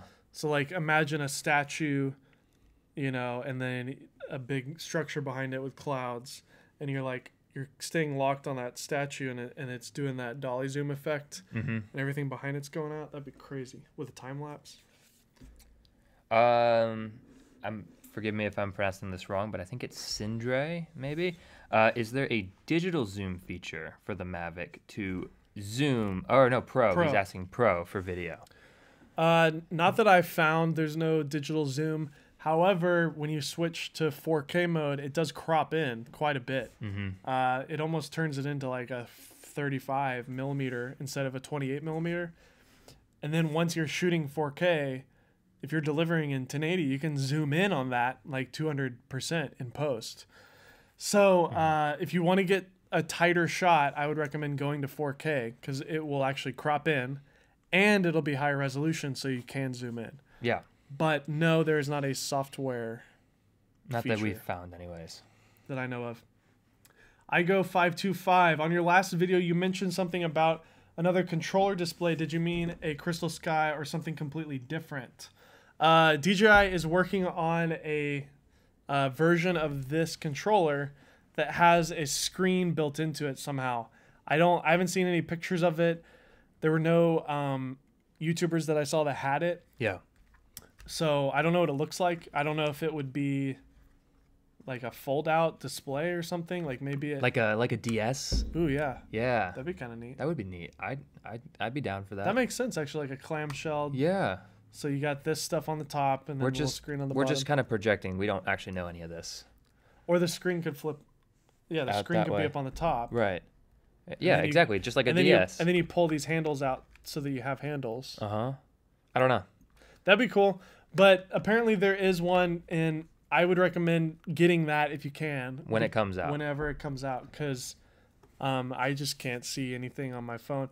Although my friend Jim Cook did tell me that the version that came with the Phantom 4 Pro, because they have a high bright display on that, he's like, it felt like an Android phone from like 10 years ago. Oh. It's like the touch is off and like it's just interesting. I wonder. I mean, it'll be interesting to hold a new one and maybe all that will be fixed. Who knows? The Fate Factory. Absolutely love your videos, guys. Thank you. Thank you. Glad I could catch this one live. And she's saying, or the Fate Factory is saying, they really wish they made just one new Mavic 2. It's really hard to choose quality versus functionality. Which one would you both buy, Dave? I would buy the DJI Mavic 2 Pro because I value that that professional look. And then Connor would. Of course, we're different. I personally love the functionality of the zoom. As of right now, I would pick the zoom. I like that there's more versatility in the shots that I can pick. Not to say that I don't absolutely love the image coming off of the Pro. I'm not saying that. I'm just saying I don't mind losing that for the creative versatility of the zoom. So I think there's two ways that you can buy gear, and I've fallen into both. I tend to be of this mindset. It is I will purchase and use gear that is the level that I want to achieve. So like a lot of people who aren't doing cinema stuff, they want to buy cinema cameras and cinema equipment, and then they shoot weddings, they shoot commercials, they shoot YouTube like a movie, right? Because they want to, like 10 years from now, shoot movies. So right now they're learning their craft, they're using equipment that's maybe a little bit more high end than it needs to be, right? But it's keeping them creative, it's keeping them excited, and that's why like we used the most impractical camera in the world for YouTube. 1DC has no autofocus. The 4K files are the biggest, most massive, ridiculous files in the world, and I mean, that's it. It was really nice other than that. Like, the image was nice. That's a really good point. The audio was not good either on it. And, yeah, no, I agree with you. That's a really good point. I tend to veer more towards the side of if I'm not going to carry it and it's not, then I'm not going to bring it. These both fall into that category. But on the side of quality, usually the stuff that's higher quality is a little harder to carry. Yeah. So. That's true. In this case, not so much. In this case, not so much. So maybe the Pro is the way to go. Who knows? Well, I will say this: if it's about the 4K at 10-bit being too much for you, I really seriously found that the 1080p mode on the Pro was amazing. Like, it looked as good as the 4K, it's just 1080. So if you want to have the best image quality, you know, this is the one to get. But I didn't finish my little thing, but you guys pretty much get the second type of person, and that would be somebody who buys things practically for their job and their tools, and there's no emotion attached to it. It's purely like, this is the thing that ticks the most boxes. This is the most bang for buck. This item achieves what I need to achieve. It's not great, but it's not bad. And like, that's what the Sony a7 III is to me. Right. It's a workhorse kind of a camera. I mean, we're using it right now for a live stream. We've been using it on all of our videos. I'm still trying to perfect the color on it. Yeah. And I don't think I ever will, to be completely honest. I'm just gonna have to wait until find something else. But, you know, it's a practical tool, and the Mavic Pro or the Mavic 2 Zoom is a very extremely practical tool because of the zoom. So you can basically get closer to your subject but be further away, so that's much safer. So for example, if you're a wedding shooter, and there's a bride and groom walking in a field or something, you want to get some nice cinematic shots over the tall grass with the sunset and stuff. Instead of having to be right up on them and risking hitting them because it's a wide angle, you can now zoom in to 50 millimeters, essentially. It's 48, but I'll just call it 50. And you can fly further away, and it's much safer. And on top of that, it looks, just that focal length, because it's at 50 millimeters, there's a feel to it. There's more compression in the image. There's no distortion with that wide angle. I mean, zoom is not just about getting closer or further away. There's a feel that each focal length has. So, yeah. and then, but like that also ties into like, well, I want a 50 millimeter equivalent drone, you know. In that case, buy an Inspire. Like if you're high-end pro, or just wait for this new rumored Phantom 4 with interchangeable lenses. I think it'll happen. Anyways, I do not think we answered your question. I would say take a pros and cons list down and like think about your career, think about what you do, think about the things that you value, and make a decision from there. Yeah. I tend to choose the wrong, like everybody around me usually thinks that I am using the wrong tool, but I'm doing it because it's something that I enjoy doing.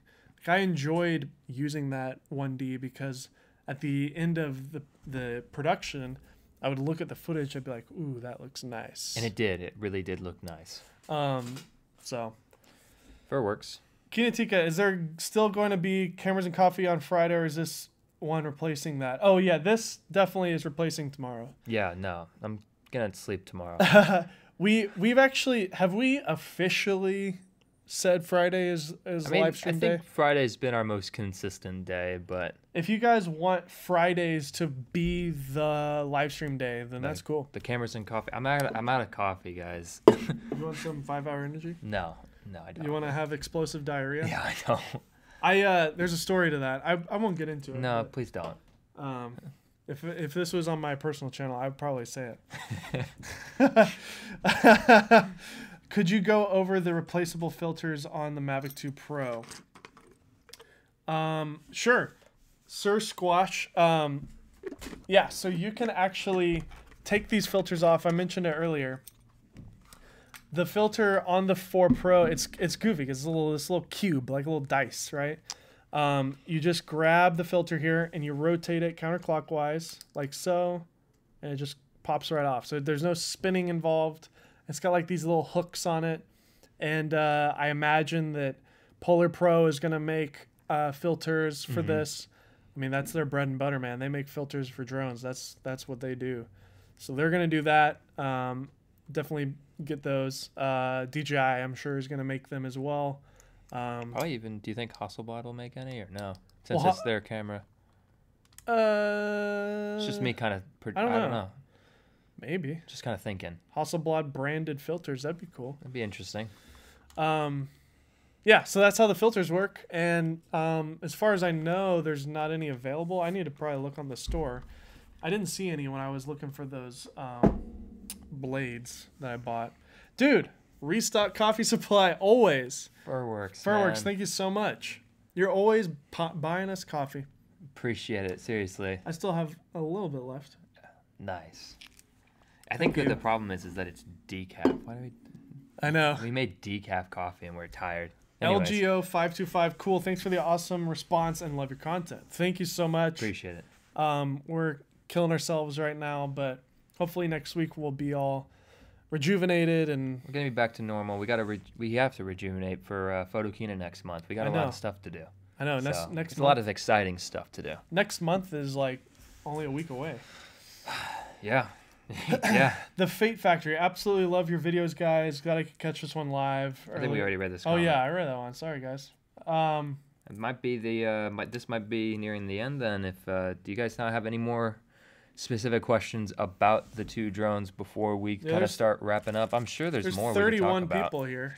Yeah. That's a lot of people. Would you guys drink some 5-hour energy if you were here? I think Connor needs some, but he doesn't want it. I don't drink that stuff. I don't want to, like, my heart would explode. I only drink 5-hour energy when I pull all-nighters, which probably makes the matter worse. Because I'm already killing my heart by not sleeping. Yeah. Yeah, maybe that's why I'm like still going here. Yeah, you're actually peppy before I was the peppy one. What happened? But no, seriously, we did buy a new live streaming box. It's the AVIO, I think it's what it is. AV.io. It's what Caleb Pike uses, so it's got to be good. Caleb Pike has the best live streams in the entire industry. So yeah, what are you laughing at? I was reading Zed Pro Media's comment. Oh yeah, dude. What's up? What's up, man? Lee is here. If you guys don't know Lee from Zed Pro, we're buddies on the internet. We haven't met. We've never met in person. But I feel like we have. I feel like we've met. In spirit. So this one's for you, Lee. I'm going to rip this one up right here. So good. No offense, I'm not. But yeah, anybody else have any questions? Does the drone fly much better than the MP1 that's Carl? Carl. So where is that? Right below Zed Pro. Oh, yeah. I don't think it necessarily flies better. It does have better obstacle avoidance. My Mavic 1 Pro is dead. Like it broke a year ago and I never fixed it. I don't know if I should fix it and then sell it or just sell it as is and not pay to fix it. Like, so you don't think it handles any better with the updated efficiency and whatever else and the aerodynamics? Did you feel like it stayed in place better? No, nothing. No, it's just same old DJI. Like DJI nailed it pretty well on their last one. Well, I mean the Phantoms for years have been, pretty rock solid. Like, right. That's what was so cool about the Mavic was it felt like you were flying a Phantom, but it was so tiny. Right. So yeah, I really think that they fly great. The obstacle avoidance is fabulous. The only area that's missing is the top here. So there's no obstacle avoidance here. You get 2 here, 2 here, 2 on the side, 2 on the back, 2 inside, 2 right here, 3 in the back, 1 right there. But you don't get 1 in the front. So that 5-hour energy is really kicking in for you. Lee is asking if you're not into post-processing, should you get the Mavic 2 Zoom? And you kind of talked about this earlier, not necessarily because of that 1080p that's so crisp on the Pro. And I think he's also maybe referring to log as well. Oh, yeah. And I definitely, so here's the funny thing. I definitely saw a huge difference between the Zoom and the Pro when it came to shooting in normal mode, which is basically when you don't have any picture profile on. Yeah. And you basically just shoot, it's got contrast and saturation. It's the Casey Neistat setting, right? Right. Casey Neistat, the way he reviews stuff, it's so funny. He turns the camera on and he pushes record. Yeah. Like he doesn't change his white balance. He doesn't put indie filters on. He doesn't perfect his color. He just tells a good story. And then he's like, this is a comprehensive review of the Mavic 2. All right, well, did you test the difference between 10-bit and 8-bit or log versus HLG versus non? Yeah. No, he doesn't. He just flies it and he's like, oh, that was good. But I think I do think that is, at the end of the day, that is a great way to test it, because that is going to be kind of its worst performing. So if it performs well at its most default setting, then you got a good system, right?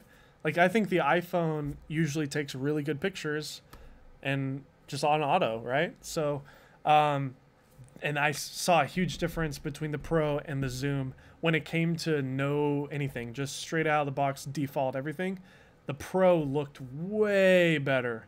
Like, the color was rich. And this is in comparing 4K, 1080, everything. Everything. Just overall color and dynamic range. Like, it looked like I need to definitely talk about it when we do our comparison video, because it's kind of like, oh my gosh, like, if you want to just turn a camera on and go shoot 1080p on the Mavic 2 Pro with no color profiles, that's the vlog camera for me, even though the Zoom is so versatile. Zed Pro, I watched a review. The updated active track looked pretty solid. I know, dude. Like, the Connor ran through these trees and weaved through it, and it stayed locked. Ran a lot that day. Yeah, you did. Yeah. Basically, the active track is combining the 2D data from the camera itself on the gimbal with the 3D, like, sensors here. I don't even know the tech. It's basically taking three-dimensional depth, so it's making like a 3D image of the environment in front of it, so it sees distance, basically. That's what it's doing. It's not just taking the contrast from the camera. Exactly. It's seeing the distance, so it can see that I'm 3 feet away, that I'm 12 feet away, and it knows that, so that when a tree blocks the view and it's 8 feet away and I'm 12 feet away, it knows not to switch focus. It knows I went behind something.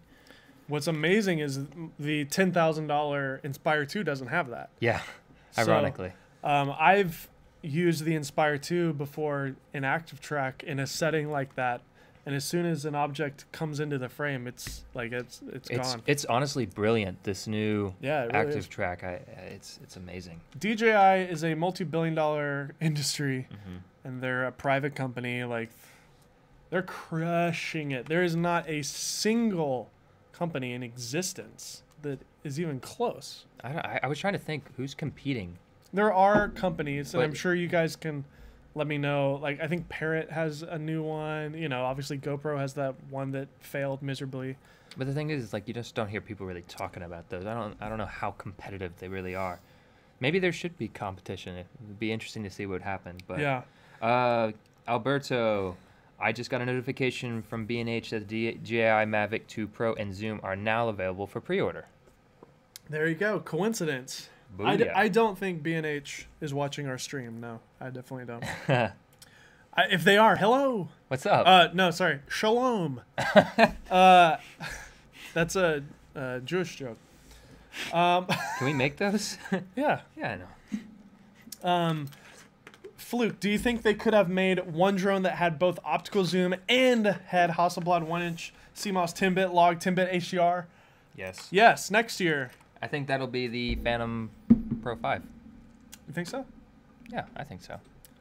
I think the Phantom 5? I mean, sorry, the Phantom 5, yeah.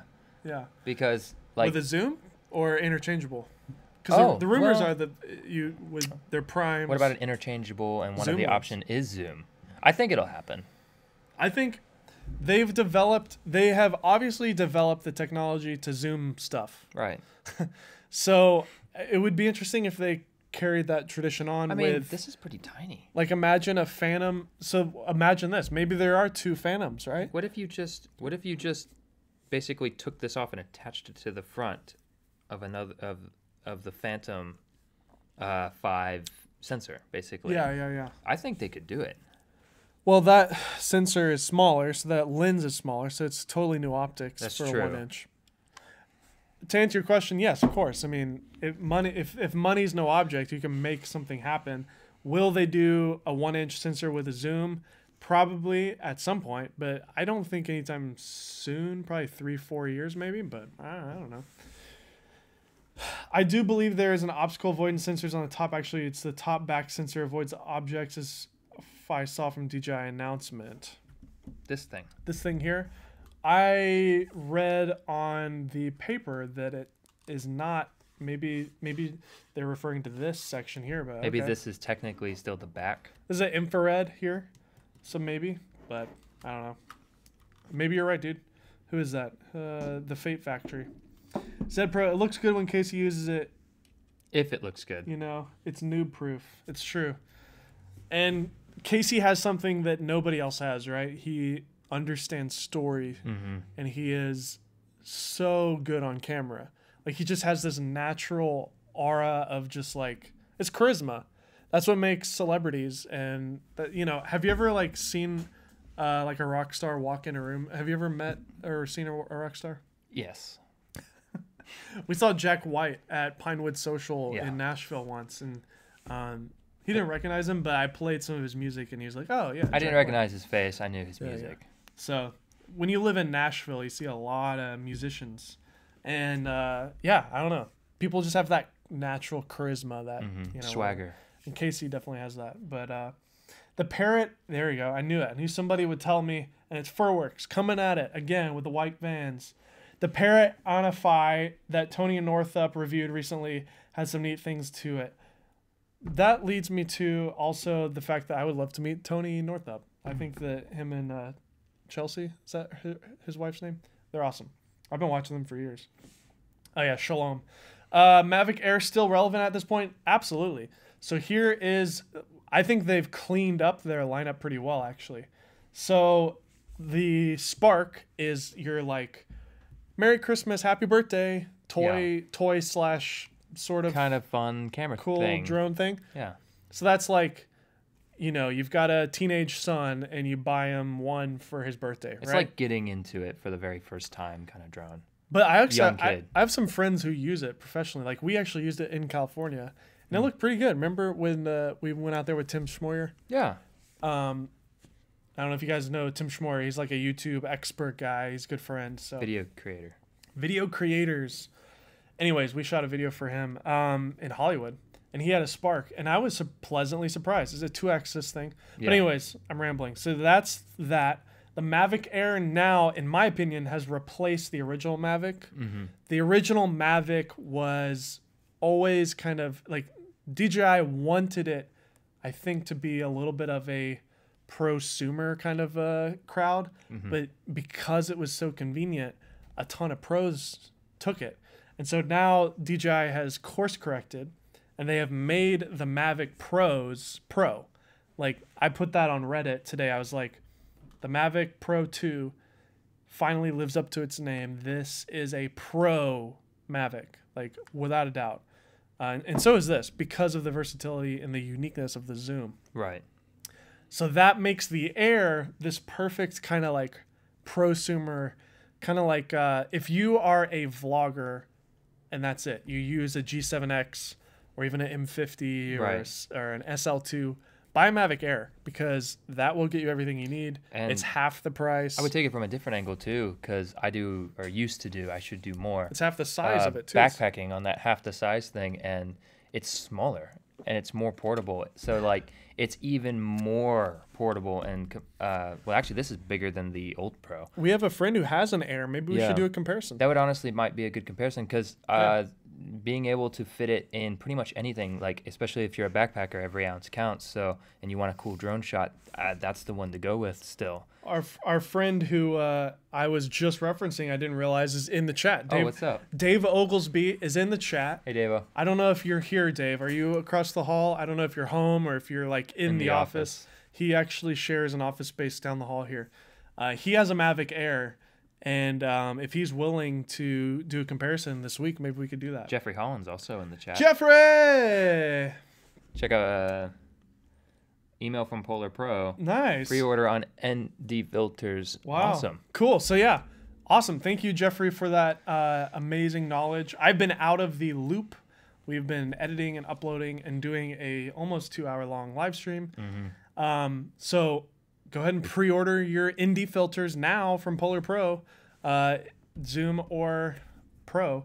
I saw a video from someone, can't remember who, where they tried to raise it too high in a parking garage, and that top sensor wouldn't allow it. Okay. Dave, hey guys, want me to burst in? Okay. I guess Davo is here. Sure, if you want to. Come on in here. I don't care. Yeah. If you want to be on camera. Interesting how that... so Dave Oglesby, I will show you again here. So Dave, the filters, this one, you just rotate it counterclockwise and then it pops right off. Really simple and really kind of neat little contraption here. And then you screw this in. I heard the door. That sounded like Davo. Oh. It is. Hey man. Do you want to see the filter? Yeah. So this is what happens when you get in the chat and you become a part of the show. Come on this way. Come on in. If you can weave your way in here. So here is this is Davo, everybody. Hey. Dave Oglesby. Look in the chat. That's the guy that's there. There's a little delay on the feed. Yeah. But here's the filters. Oh, nice. Okay. So that just unscrews like that. Apparently, you can buy the Polar Pro ones. Nice. And then this guy here comes off like that. Oh. So exciting. Yeah. That's great. Are you going to sell your Mavic Air? I don't know. The compact, so it's probably half the size of this, maybe even smaller. I mean, these are great. Yeah, how's that? Depends on the needs. How is so like there are some downsides with the Air, like the controller, right? You cannot go as far. I've had it cut out before. I think it was like 1,800 feet distance. Oh, not very far. I was getting some signal loss, so yeah. I know there's some antenna boosters you can add on and whatnot, but the OcuSync 2.0, I mean, that's way more robust. Yeah. So 5 miles. Yeah. But so yeah, I mean, if you're doing pro stuff, I guess you would probably want to go with the zoom. I would personally go with the zoom. That to me seems to be, you just get more options. I mean, the 1-inch sensor is super nice. What's the color profile that does? HLG and the D-Log. That's pretty amazing. I mean, it's pretty amazing the detail that it retains. And I've been Alberto. He's got this meme going on about the Panasonic G7. It's his favorite camera. He always asks us to review it. He wants to know if you like the G7. I love it. It's nothing like a G6, but I love the G7. There you go. The mainstream reviews are leaning to popularizing the zoom more than the Pro. It contrasts to the professional reviews that actually know what they're talking about. Cue all dolly zoom B-rolls. Yes, I do think that the dolly zoom thing is going to get overdone. A lot of zollies. There's going to be a lot of zollies. We talked about that earlier. Yeah, we did. Be prepared. It's like when the sliders or jibs or any tech device came out for video, you'll see a huge influx of those. We're still in the middle of gimbals right now. Oh, yeah. It'll be fun, though. I mean, hey. It's, when people get new toys. It's called a trend for a reason. Yeah. That's right. And it'll even out, and it'll get to a point where every drone has a zoom function. And it'll just be a normal tool that we use, right? Yep. So I mean, Hitchcock kind of started it. So did he? Was it him? I know Hitchcock is known for that. I mean, they call it the vertigo shot sometimes. So. Do you want to be a part? Do you guys want Davo to be a part of the stream from now on? Thumbs up. Hit that like button. You know you do. Hit the like button. We'll bring him to California, I guess. Yeah. Davo is a video person just like us. Professional cinematographer. I'm a video bum, just like right. Exactly. That's really what we are. Think about starting a YouTube channel himself, maybe, right? Possibly on conspiracy theories. So oh heck yeah, I don't know. The new Alex Jones in your midst. No, I'm not gonna. I want to be on YouTube, so no. Yeah.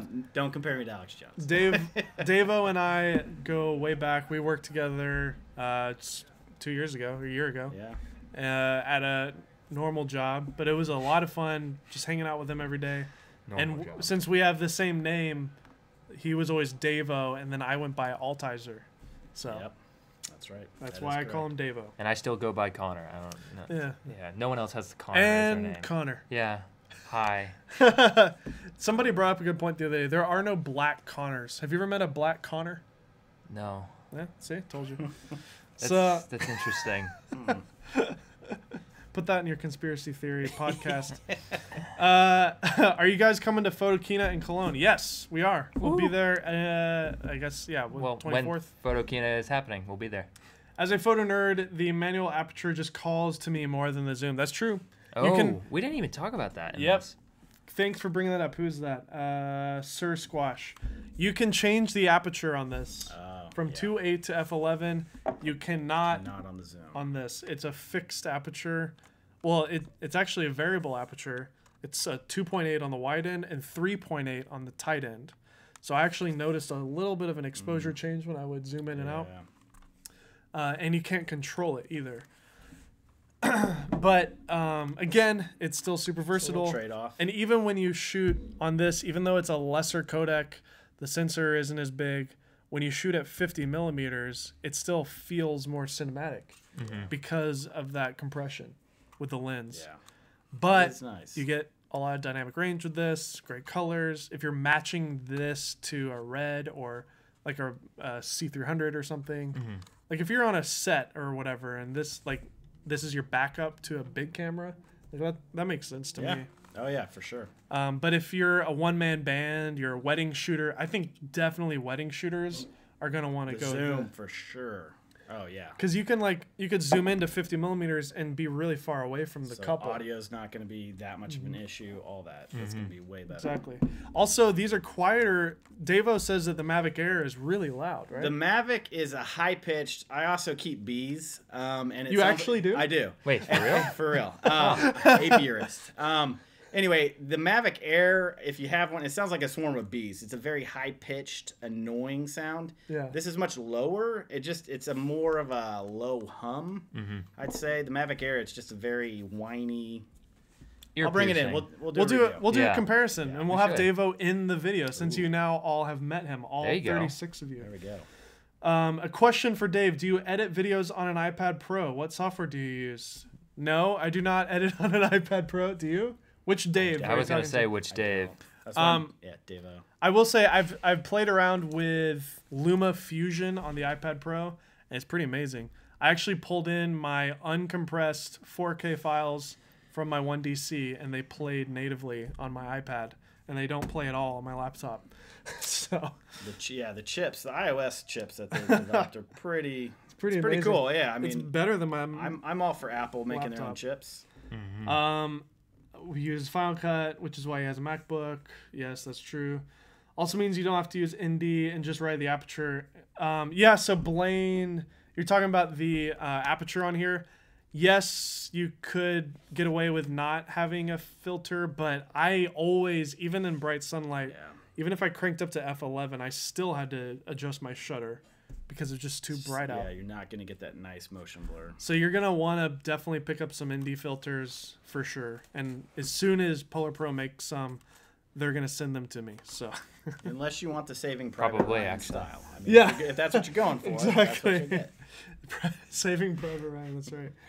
They famously cranked the shutter speed up to make it feel jarring. I think Lord of the Rings, like a lot of action sequences, they jacked the shutter speed up. I edit videos on a Surface Go. As long as I stay out of the Fusion tab in Resolve, it works well. Interesting. Is that like a Microsoft Surface? Yeah, that's the Microsoft Surface. That's cool. It's kind of like a competitor to the iPad Pro, he says. Not saying to not use ND. Okay, Blaine is clarifying. Cool. So he knows what he's talking about. Mavic 2 versus Phantom Future Generation. What do you choose? Wow. Future generations, you can't really predict that yet. Well, you can. Future tech should be better. Yeah, I mean, I'm gonna go with the future. Future man, always.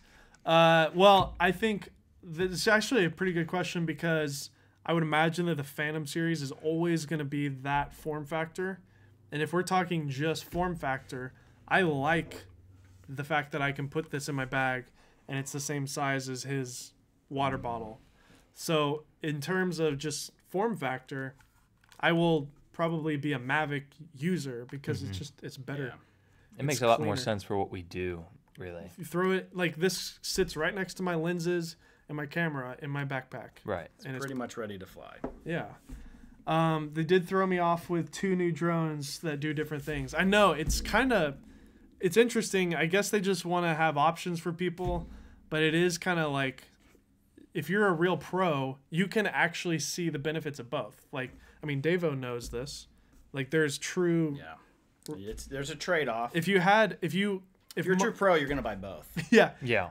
Wow. If you really want the Mavic series and you want both, then I guess buy both. But at that price point, you're spending, over $3,000. Should you just wait for the Phantom? Probably. I mean, it's what are your needs today, right? Like, that's the business decision. What is it you need today? And will it earn you enough money to justify it? That's the thing. These are so cheap now that if you get your license and everything and you're a certified pilot, you could pay it off. Like, one of these, even the Pro, it's $1,500. $2,000 with a battery and like extra stuff. Right. That's 3 jobs, 3-4 jobs. Right. Yeah. If you get, if you're good enough to get those jobs, I guess, but I had the Phantom 2. I think you had that where, what was it, like $2,500, $3,000 to get it, to get video feedback and all that to see. Yeah. So. You had to like hotwire. So you guys are spoiled, really. That's what we're saying. I know. You're spoiled. Okay. The fact that the controller here is so turnkey. Yeah. You just plug your phone in here and it's also the controller. It's just brilliant, and I love the little knobs here that go in the Air. So the Air has that. Yeah, they stole that from the Air. Yeah, they can't really steal from themselves, Dave. I know. Well, they're innovating on all their products and then updating it. So like this has more tech in it than the Inspire does. It's funny. I think every company's doing that. Canon did that, right, with the M50. Yeah. There was That's true. true. In that. I hope they do that with their new mirrorless camera. That'd be great. That'd be nice. We got 10 more minutes here. I really want to go for 2 hours. Okay. Big money. Sorry, meaning that you didn't need a high strength ND. Okay, Blaine's going back on that. In 10 years, we're going to be looking back on these and wondering how anything got done. It's true. We're just super spoiled. When Connor first started working here, he never manually focused. It's true. Now he... It's so true. He's lazy. That's also true. But no, like, you picked up pretty quick. Like, I showed him... That's not really 100% true. I never really... I opted to not use it, and I did one focus pulling job, so that's manual focus. But...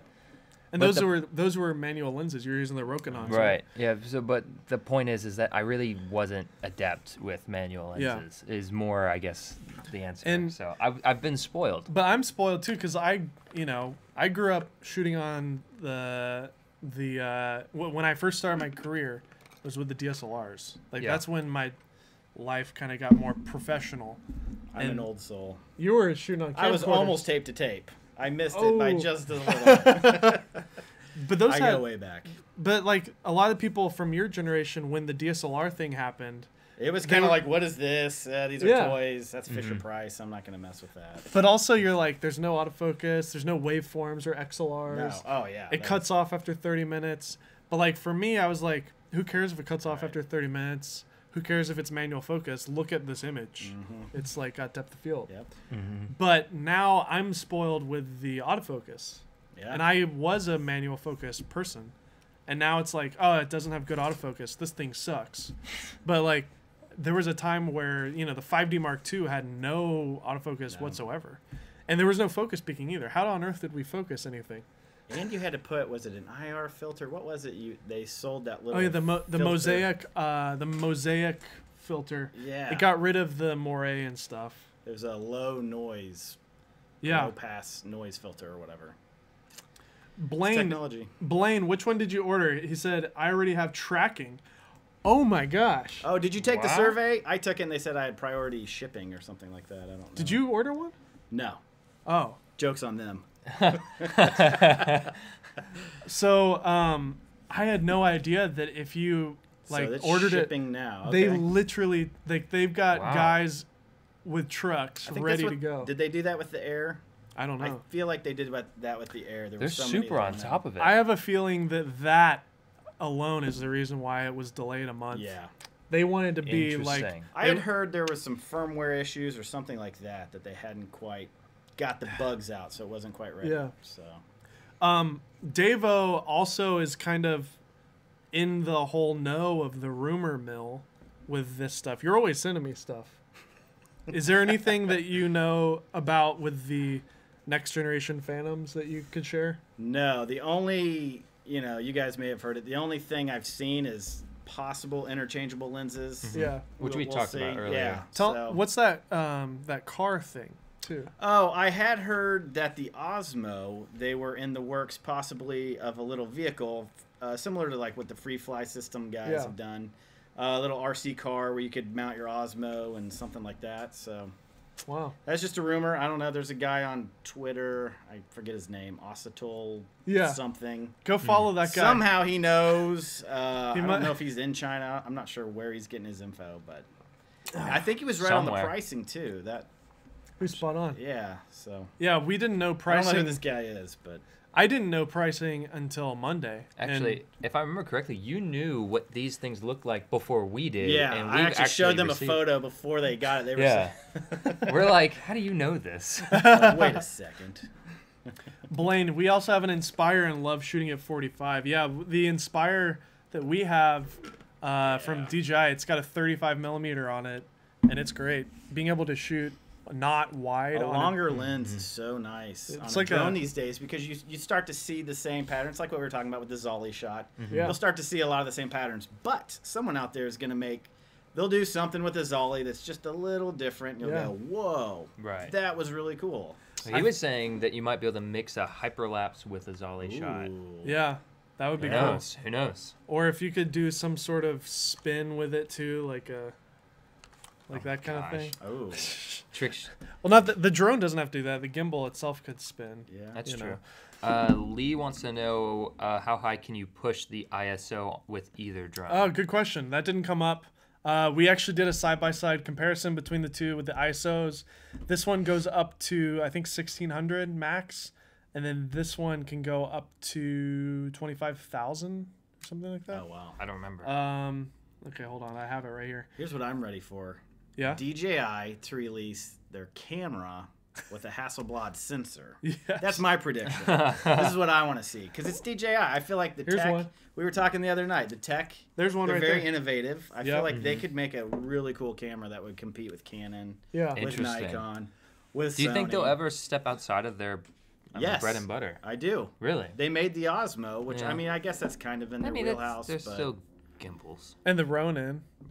Which is just a detached gimbal. When they first released the first Phantom, though, I mean, you mounted a GoPro. There was no gimbal. There was nothing. Yeah. So right. Yeah. They've come a long way. Well, and before that, they were known, like our friends from Snaproll, Ryan and Spencer, before the Phantom even existed, DJI was known as the company that made the GPS compasses. Yeah. So, like, they would build drones and use DJI parts. Yep. So that's how they started. Yeah. Was the GPS stuff. Dude, look at this guy. His username is Droney McDroneface. Hey Connor, if all my content will end up on social media, you think the zoom is the way to go as a YouTube, Facebook compression will wipe out the advantages of the pro image quality? Well, it's yeah. I mean, your turn. I like the freaking zoom camera. I'm a sucker for it. But technically, if your footage is being compressed and you start off with a better image, it'll look a little bit nicer. So it depends. How much editing do you want to do? What kind of content are you making? Do you mind putting in extra work for color correction?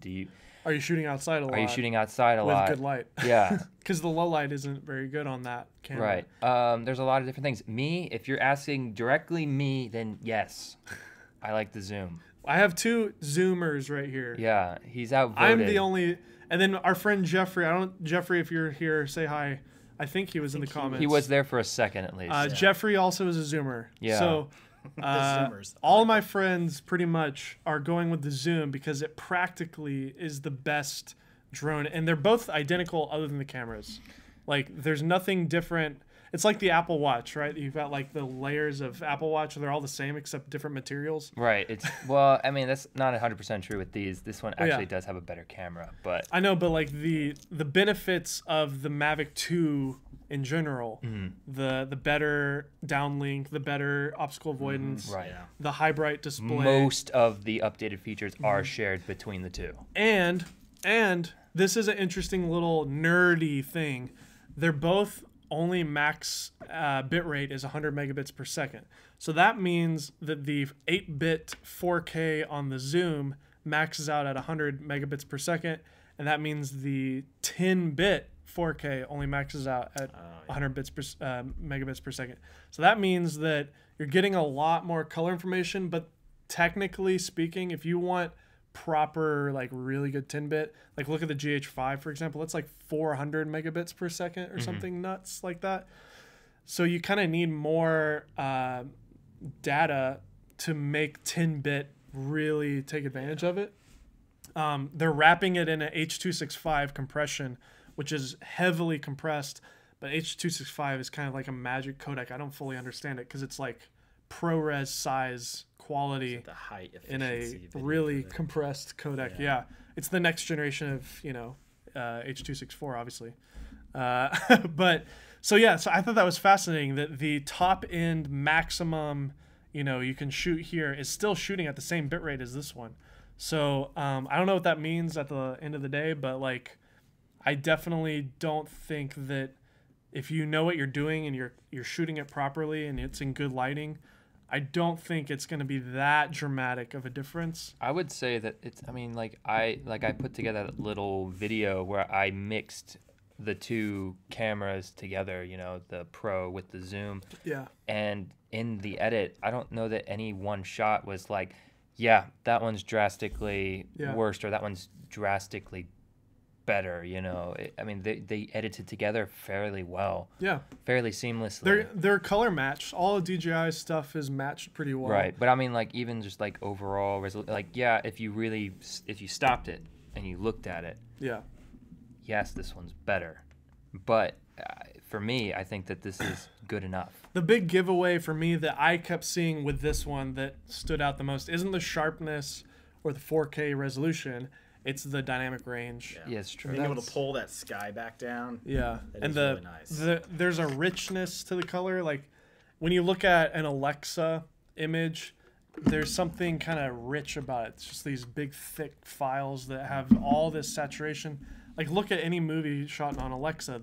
Everything just feels creamy and thick. I don't know. It's weird. But then you look at Sony footage and it feels thin and weak. It's kind of like Canon versus Sony, even that. Yeah. Well, I was telling him when we were setting up for the live stream, I was like, color feels off, and he's like, no, it doesn't. I was like, yeah, it does. He's like, well, that's just Sony. Like, look at the other colors. I was like, oh yeah. Like I was saying, like specifically, my skin tones look kind of off, and not like any other colors per se. And it's the difference. You know what's funny? Canon. I digress, but. What's funny about Sony is I think that their business is about being accurate, like scientifically accurate. Because if you were to, like, I've noticed that when I look at my Sony and everything's set properly, everything looks extremely accurate to what real life is.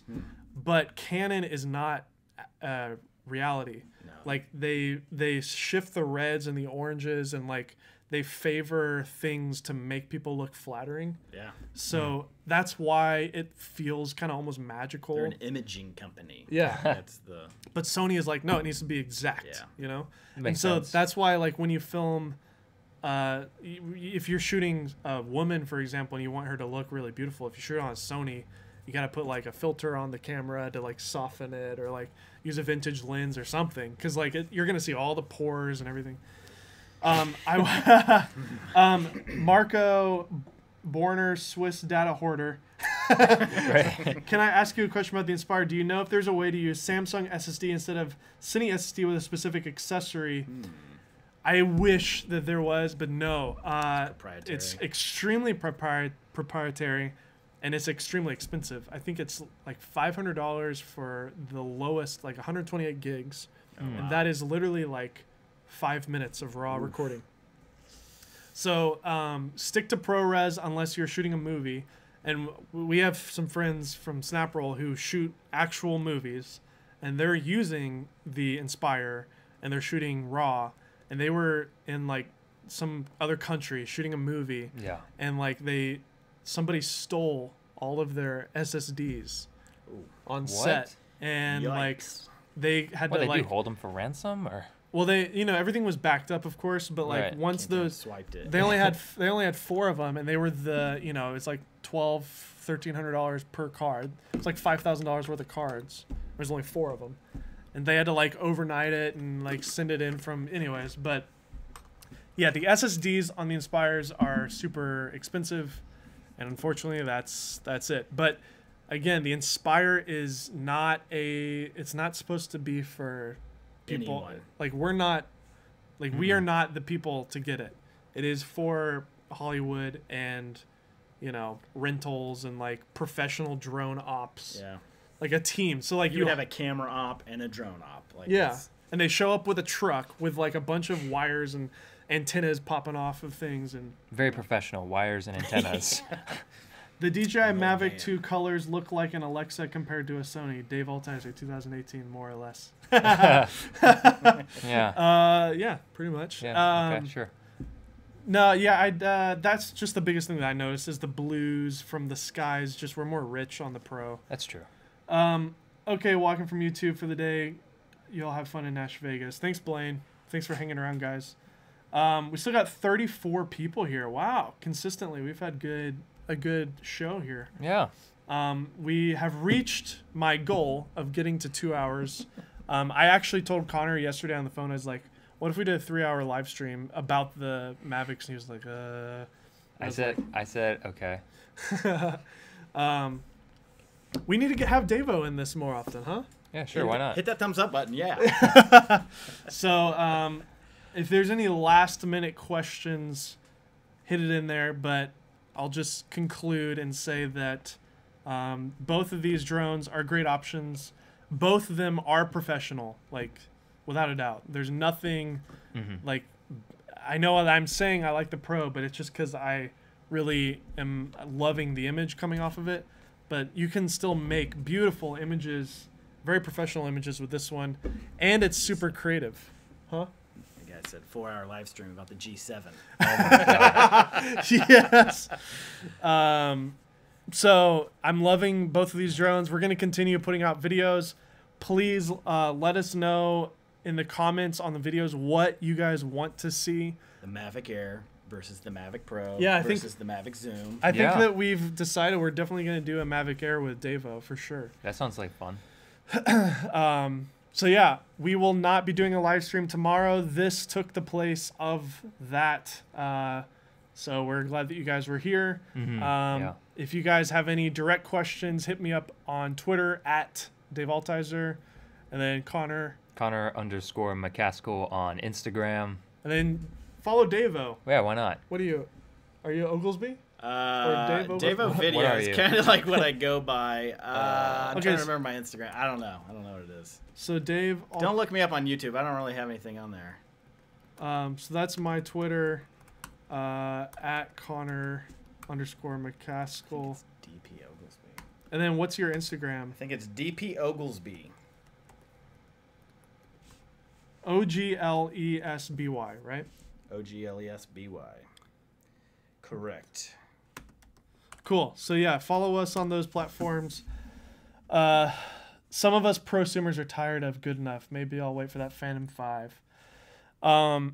Yeah, I mean, if you have that attitude about it, try the Pro. Try the Mavic 2 Pro. It's definitely a step up. Rent it just to give it a taste. Yeah, Lens Rentals will probably rent them out. They're doing drone rentals now. Yeah. I actually rented a Phantom 4 Pro when I went to Alaska. It was great. It was super easy. It's a fraction of the price. Oh, yeah. And that's the thing that I hated about owning a drone was like you have to update them every 3 months just to keep up. And you spend $3,000 on it and then it's obsolete. So, man, we still got 32 people hanging around here as we finish this up. Any jokes? Do you have a joke? My brain is a joke right now. I can't think. Any jokes? Any dad jokes? None that I can say here. Cool. No strikes on our channel. There is please. Classic Dad Moves on Instagram. Oh, yes. That is the best Instagram account that I Classic have found. I have Dad 4 kids, so Moves. I'm a dad of 4. At Classic Dad Moves, is that it? Yeah. All right, I'm gonna find That's a that. good one. I'm gonna link that actually. I'll find it. Here you go. I will say this. What did you guys? Well, Connor, you didn't watch it. Dave and I watched the documentary about Final Cut Pro X. Yes. Last week. It's called Off the Tracks. It's a wonderful movie. Is that it? That's not it. That doesn't look. What is it? Oh wait, go back. Oh yeah, those are memes, right? Classic Dad Moves. Oh yeah, that's it. Oh, it is? Okay, Yeah, cool. yeah. Bunch of memes and stuff. Yeah. But yeah, Off the Tracks. If you're a Final Cut editor or if you're just interested in the history of it, it basically tells the story. I'll link it here. If all your friends make fun of you because you use Final Cut Pro. Yeah, exactly. Which was me. I would make fun of him because he was using Final Cut Pro X. And now you are using. Now, after about a year, I'm using it, and I really literally like it. same thing happened to me. I was using Premiere Pro, and then I jumped on board with David, and now I use Final Cut. So Hello, you're on the live stream. Say hello to 29 gosh. people. We have a caller. Hi. Do you need something? You just saying hi? I didn't know you were still live streaming. Cool. This is my wife, everybody. I'll call you right She's not back. watching. Okay. Yeah, my wife really cares about my 2-hour long live caps stream. out at 2 hours. Yeah, That's right. exactly. We're 2 hours and 10 minutes now. She's not interested anymore. Yeah. I was actually thinking about doing a call-in segment on this live stream. Oh yeah. So I could set up a Google Voice number Oh wow. on the computer, and then people will send us their number, and then I'll just randomly select it and call them. Yeah. They could send me a private message. That way it's not public, you know. Yeah. Then I'll store it and sell it to a data solution. Here's a giveaway. Alberto, does your wife like the G7? She's not here to deny it. So yes. Probably. Her favorite lens is the Tokina. That's what she always says. I used to own a Tokina 11 to 16, and she would be like, "Do you have Mrs. Tokina with you today?" Oh my gosh. She thought that was the funniest name. Anyways, you guys don't care about my romantic story about Tokina. Google Hangouts. Anyways, all right, guys, this is the end of our 2-hour and 11-minute live stream about the DJI Mavic 2s. Please share the reviews with your friends, anybody that you think would be interested. We really would appreciate it. That would mean a lot to us. Mm-hmm. We put a lot of work into it. We're really happy about the way they came out. And we got more coming your way. Laura, David's wife. I like the All right. Well, it looks like Laura is actually watching now, and she's using my account because I am You've been spoofed. Yeah. Cool, guys. Oh my gosh, that's hilarious. We will see you guys next week on the live stream. We can talk more about whatever is going on then, and just stick around. We got lots of content coming your way. Thanks for joining us, Dave. Thanks for having me. This was fun. Thank you, Dave. Guest appearance. Yeah, that was awesome. So, see you guys later. Bye-bye.